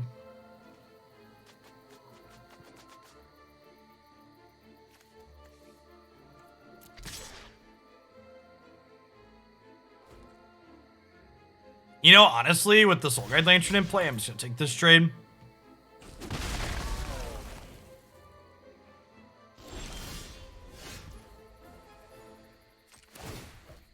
I'm gonna ditch this, looking for a land here, then we can kill their thing, play Seasoned Pyromancer, draw 2 cards.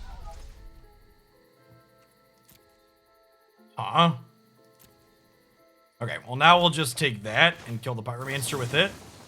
Then we have a removal spell left over for whatever their next threat is.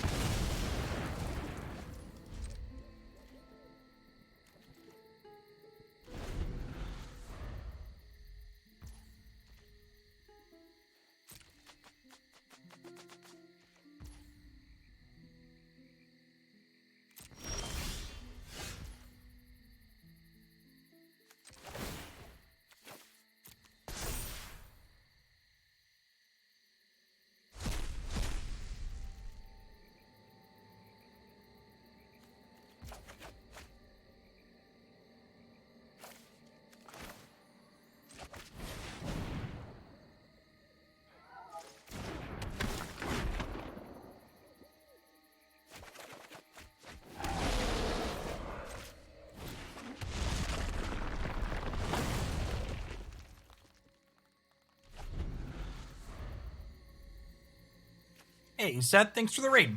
Hope you had a good stream today. Saw you've been streaming a little bit more, which is great to see. Always excellent to have more content from great content producers. Seth's been streaming some Historic as well. If you're looking for another person to watch some live content from on Twitch, make sure to give them a follow. World-class player. Think we're ditching Ramunap Ruins and looking for more threats here. They did nothing for a couple of turns and now finally hit their 4th land drops. They just like almost assuredly have a collected company. I think we just pass here. Just like leave this staring them down, because if they want to like time walk their company with my Unholy Heat face up, I'm fine with that. Just do nothing for a turn. And their life total's high enough that they might take the time walk, but I'm cool with that, because this is, I'm not going to be able to cast this once the turn passes.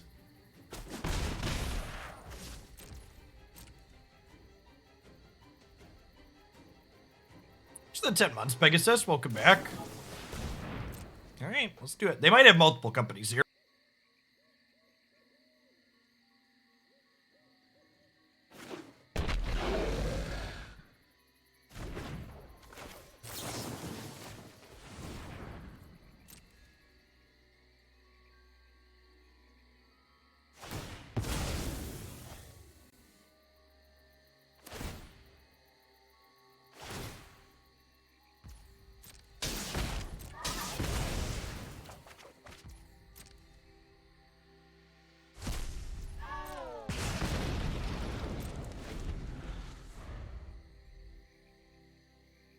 obviously, they get to pull the trigger on the Lantern to stop that, but we're losing the Unholy Heat anyways. It gets the Lantern out of the way for future uses of our graveyard. If they have another company and have good hits in it again, we're probably too far behind. Let's see what they got here. I could just have Ghost Rider flashback.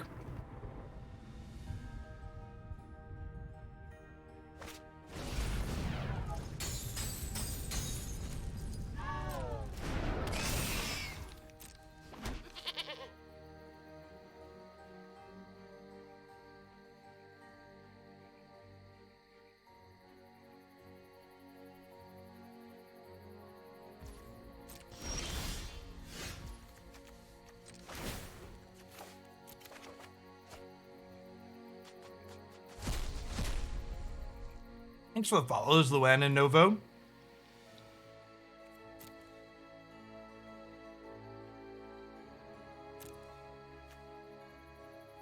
Yeah, gosh, I think we're dead. I guess we'll take this. We'll drop this here. They like sack. Are we actually just on board? They sack these. They do 1, 2, and then 2. Puts me to 9. They sack this. Yeah, actually did on board. Creature matchups have felt kind of hard for this deck so far. Especially ones that have things with more toughness than 2.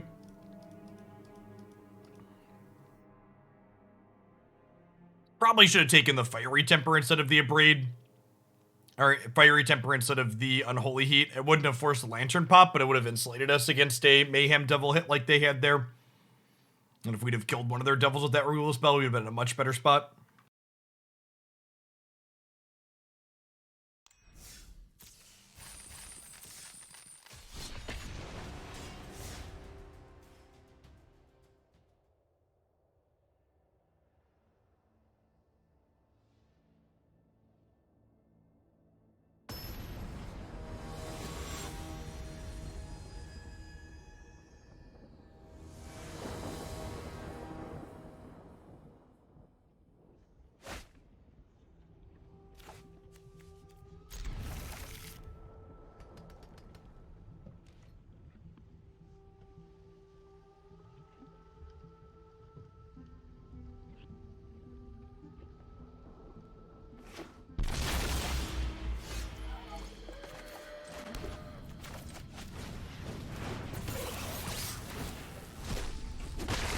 We just want to lead on getting Bomat down.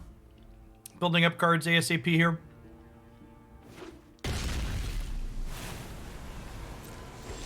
Could be Niv with no Wellspring here.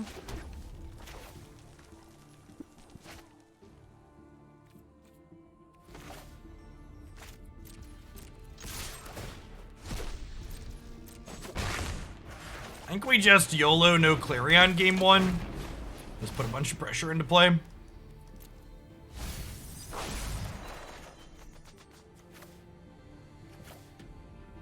Okay. The Managorger certainly help us recover from a sweeper nicely potentially.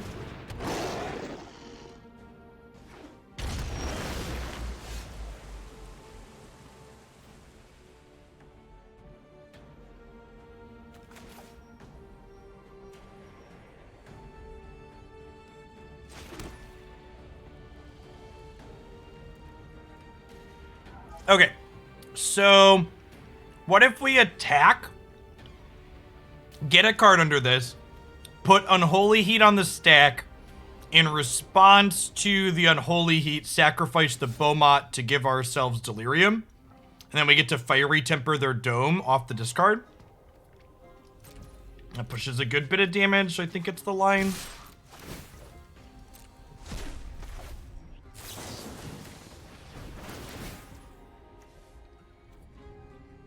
Well, I guess I get to see what we surveil here first, too.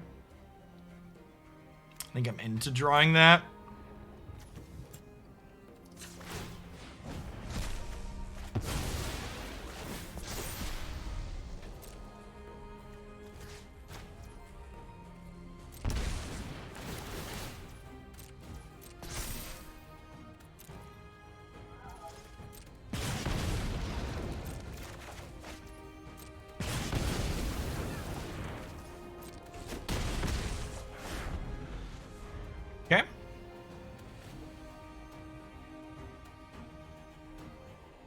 Can I say I've learned so much about Magic from Regime, I find myself choosing lines that you and other players have taken before you voice them, which tells me I'm becoming a better player. Hey, that's great to see. Canadian, thanks for the biddies. Glad to have you around. All right, fam, what's more valuable? 2 to the face or an extra token? I think the extra token's more valuable long term.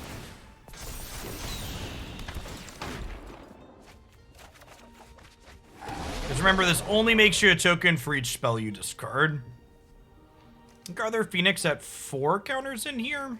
It is, yeah. So 1 more for that one to come back.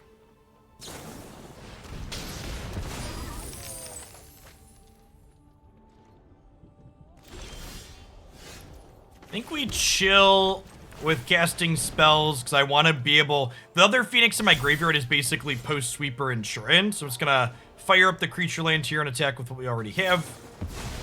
Plays around a Deafening Clarion a little bit.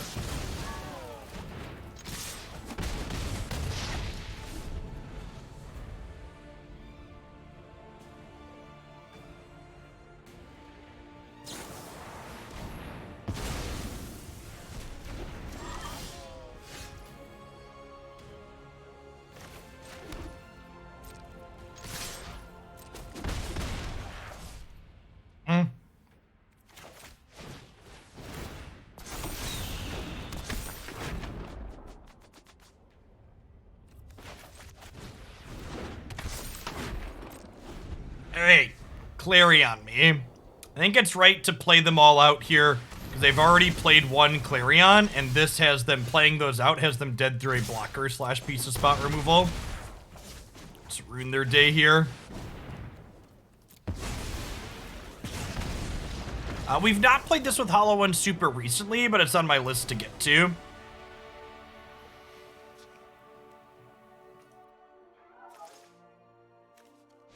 Alright, so Niv. I think it's just like Pillar of Flame out, Chandra Torch and Defiance in. The rest of this seems pretty reasonable. I think keeping this in to kill both Niv Mizzet and their Kavu seems very reasonable thing to be doing. This is a matchup where extra cheap threats shine because they're generally not playing to the board super aggressively.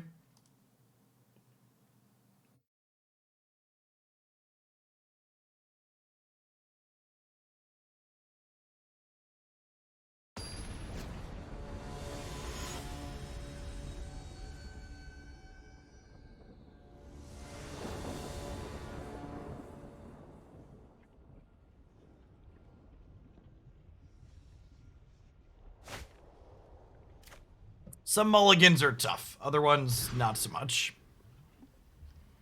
Yeah, this is fine. We really don't want multiple Unholy Heats in this matchup. Like, having 1 just for their first threat is ideal a lot of the time. We have 1 drop into 2 drop here. Obviously won't be great into a Clarion, but, you know, what hand is?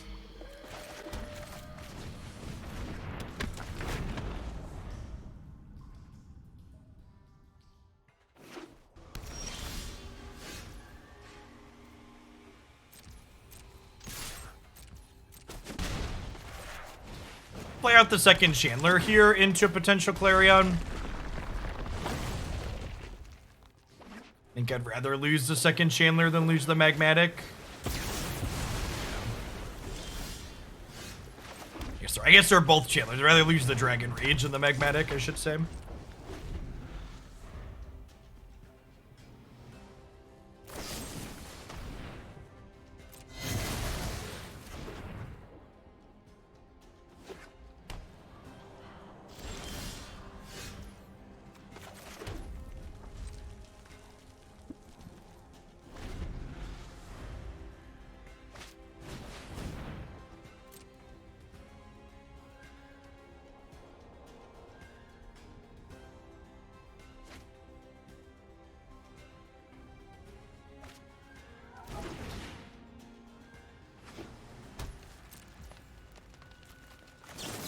We're still relatively high here, but if I draw like a Seasoned Pyromancer, I want to be able to just jam it for card advantage.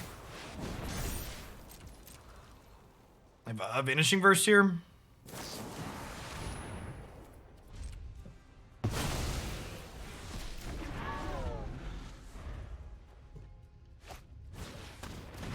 Grafdigger's Cage, sure.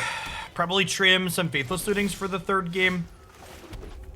Just plan to blink this card rather than trying to interact with it. Bring in some of the... I almost trimmed those this game to bring in copies of... what's the word that I'm searching for? Bring in copies of the enchantment that does a damage every turn. The Vortex. We do have a big, beautiful mana base. Truly gorgeous.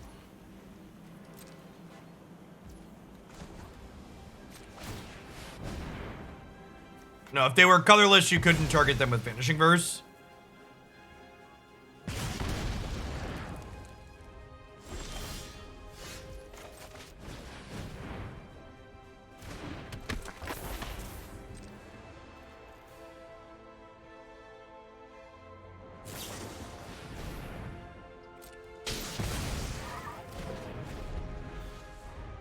You know, speaking of looting, I'm going to start holding lands from here, he said. Not utility lands, though. Hold on. We'll hold on to some basic lands from here on out, so that way if we draw looting, we can try and turn those lands into spells. Opponent also flooding here, which is good for us.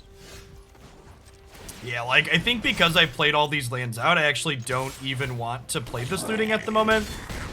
Because this card has more value when you know you're going to get a chance to turn a card you don't want into a card you do want. Although... I don't have a sorcery in here yet, so now we'll looting next turn. So that way we can kill this with Unholy Heat.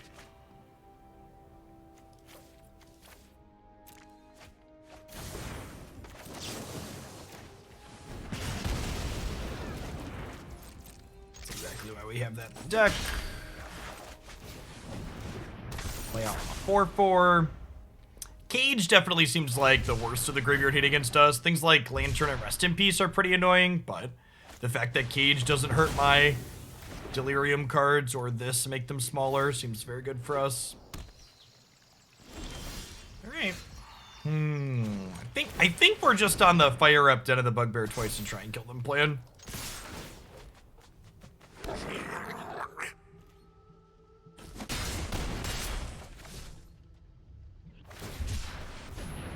Yep.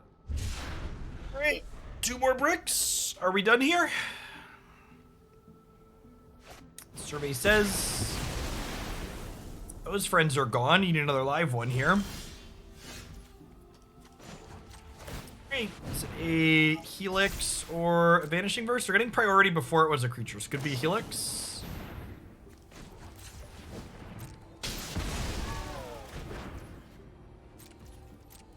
I chill with this in hand.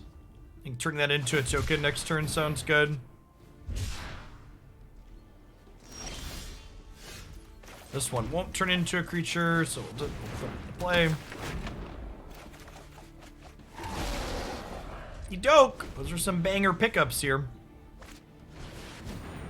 Speaking of banger pickups, probably dead. Pretty... honestly, we were pretty lucky to make it this far. Like, the fact that the opponent was, what, they were 24 cards into their deck without one of those.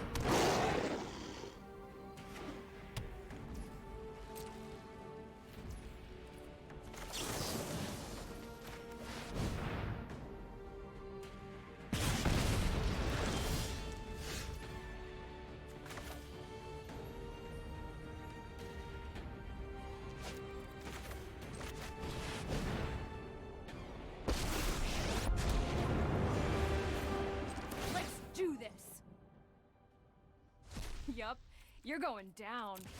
Okay. Bomat Courier cycles itself here. They did not hit a Helix with the Niv.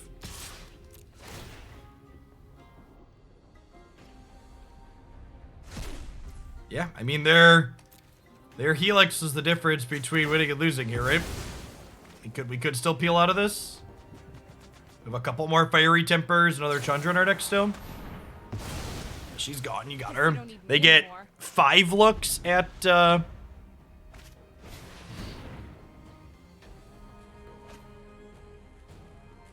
Throwback to the U.S. healthcare conversation. I just got told my meds would be $140 billed to insurance and $20 if I just paid out of pocket because America. America. Do.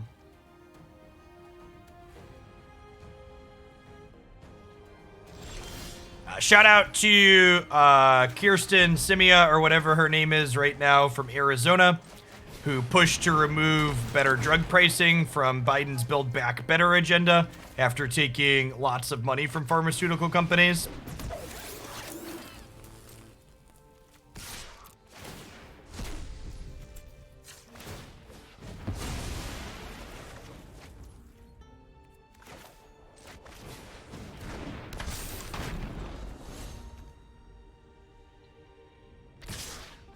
Oh, we're through 3 fiery tempers already. Attacking with both. Yikes. So they sweep in the board?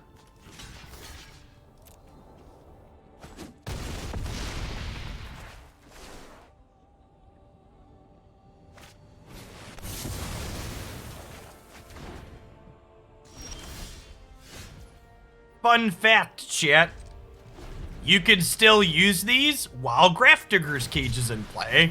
Another reason why Grafdigger's Cage is the worst possible graveyard hit against us. Yeah, big ups that wasn't a Clarion. Clarion would have killed us dead. It would have gained them 13 or 11, put them to 13. Are you dead yet? Oh, chat. Gosh, the top of our deck is hot. And now if they have a Helix, the Ramunap Ruins kills them. Hey, Prototype, thank you for the 29 months. Welcome back. Thanks for keeping me around. Shit. Oh, the slog continues.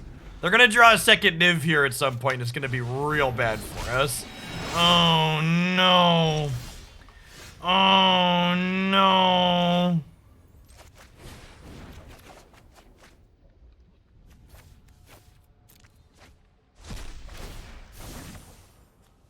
All right, Blaze it, Walla, let's go.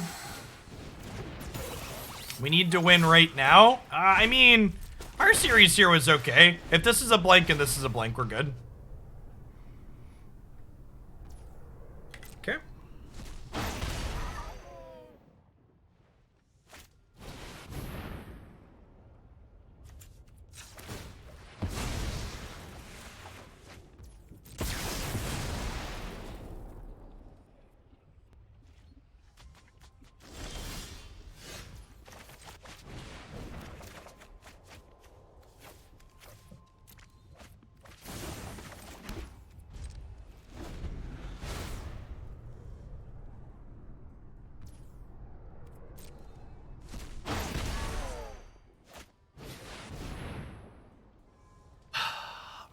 Fine, we'll play game 3.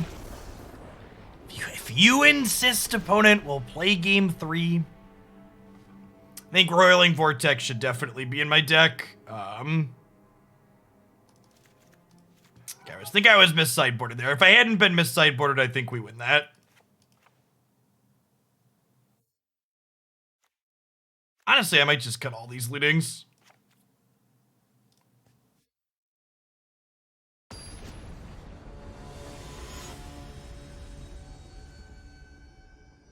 Grafdigger's Cage, Braveheart Lion.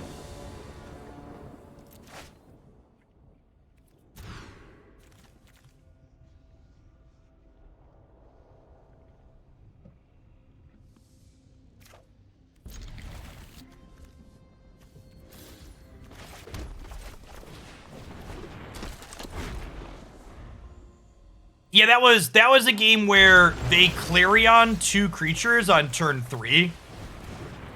So, like, the opponent's start was like, they were on the play and they had their turn 3 sweeper.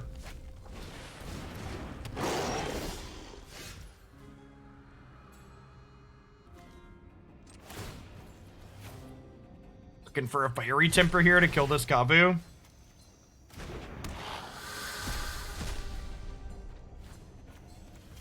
Yikes.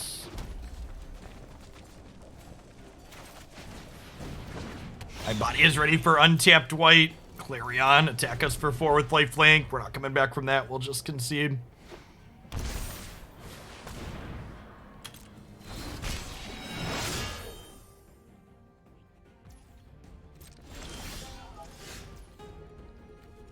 Day late and $1 short, chat.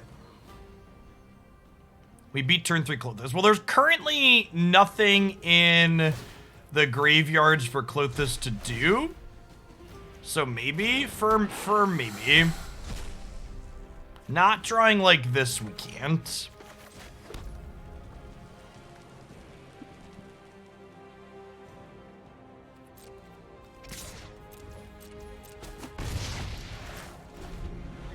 $15. Definitely more worried about Clarion at this point than Clothis.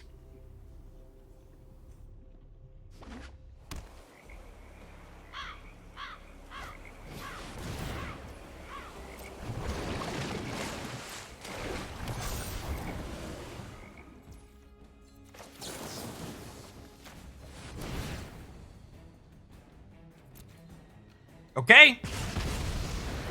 That's the start of this is the start of a good turn.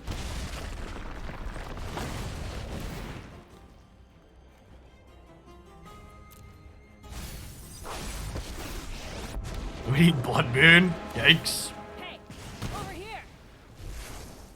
It's playtime. Alright, they don't go White Star Sweeper. They're in the driver's seat. They are feeling their mana a little bit so far this game.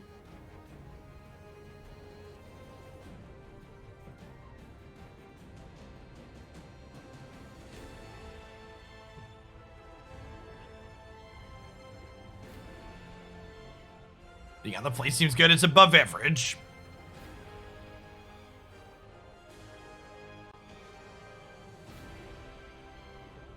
We have 12 points on board, double pumping Blazing Rootwallas in the Chandra.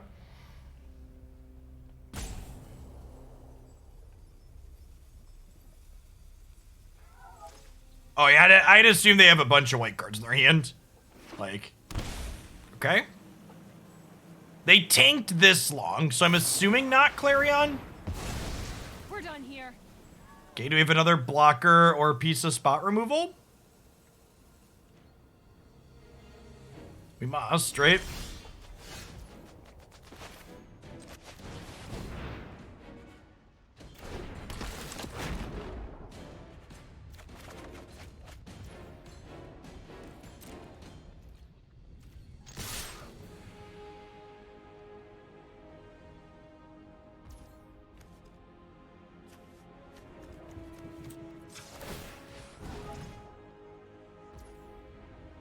Five, 6, 7, 8.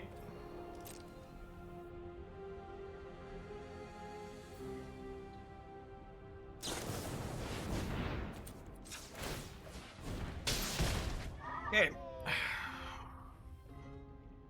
They're going to 1, and then they go back up to 3.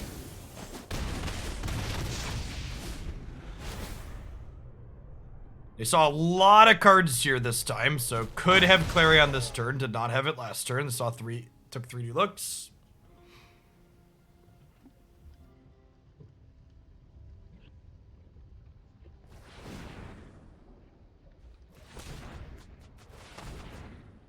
Okay.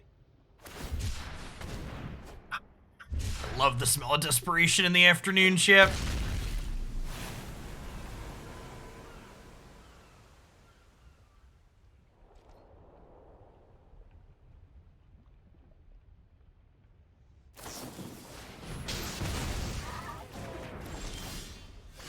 I can do it. Yep, dead even with Helix here. And 2 more over 2 with the Ramunap Ruins if we needed it. I like to end on a high note. It's almost 2:30. End on a high note. For my regulars, by the way, I posted this on Twitter and in the Discord, but I mentioned it while I'm live too. I'm cutting back my live hours a little bit because while I have had good feedback from the edited YouTube stuff, it is cutting in to my work time a little bit. And in general, I try to work less than 50 hours a week to be able to spend time with the kids and the family and all that jazz. So my planned live schedule moving forward is going to be about 8:30 in the morning till about 2:30 in the afternoon. I had been doing 8 to 3. So shaving an hour off per day thereabouts. And obviously, it's loose. Sometimes we'll go over, like today we started a little bit before that. But that was a good set. I like this deck a lot.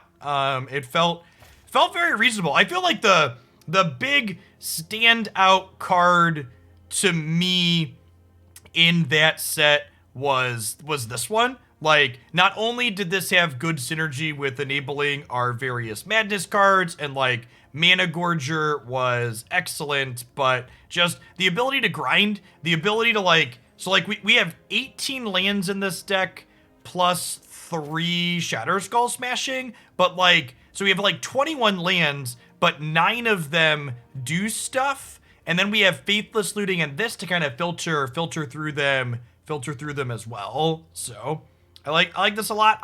Someone did ask about Hollowed One, and do I have it in my deck editor? I forget. I don't. I actually have a Hollow One list that I dropped in the queue that I want to play at some point. This build did well in the community tournament over the weekend, but probably not this week, but at some point we're definitely going to do mono red with Hollowed One in Historic. I'll be interested to see how it feels and compares to like what this did today. I don't know that I was missing a big dumb beat stick at any point in those sets.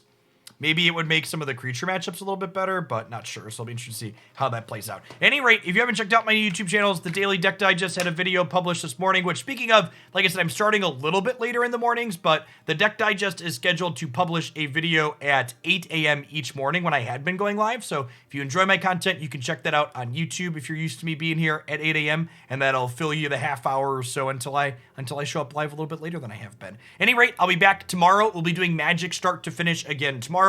I have a whole list of decks I want to try in both Standard and Historic. And everybody enjoy the rest of your Monday wherever you're at, and stay safe out there, folks. Peace.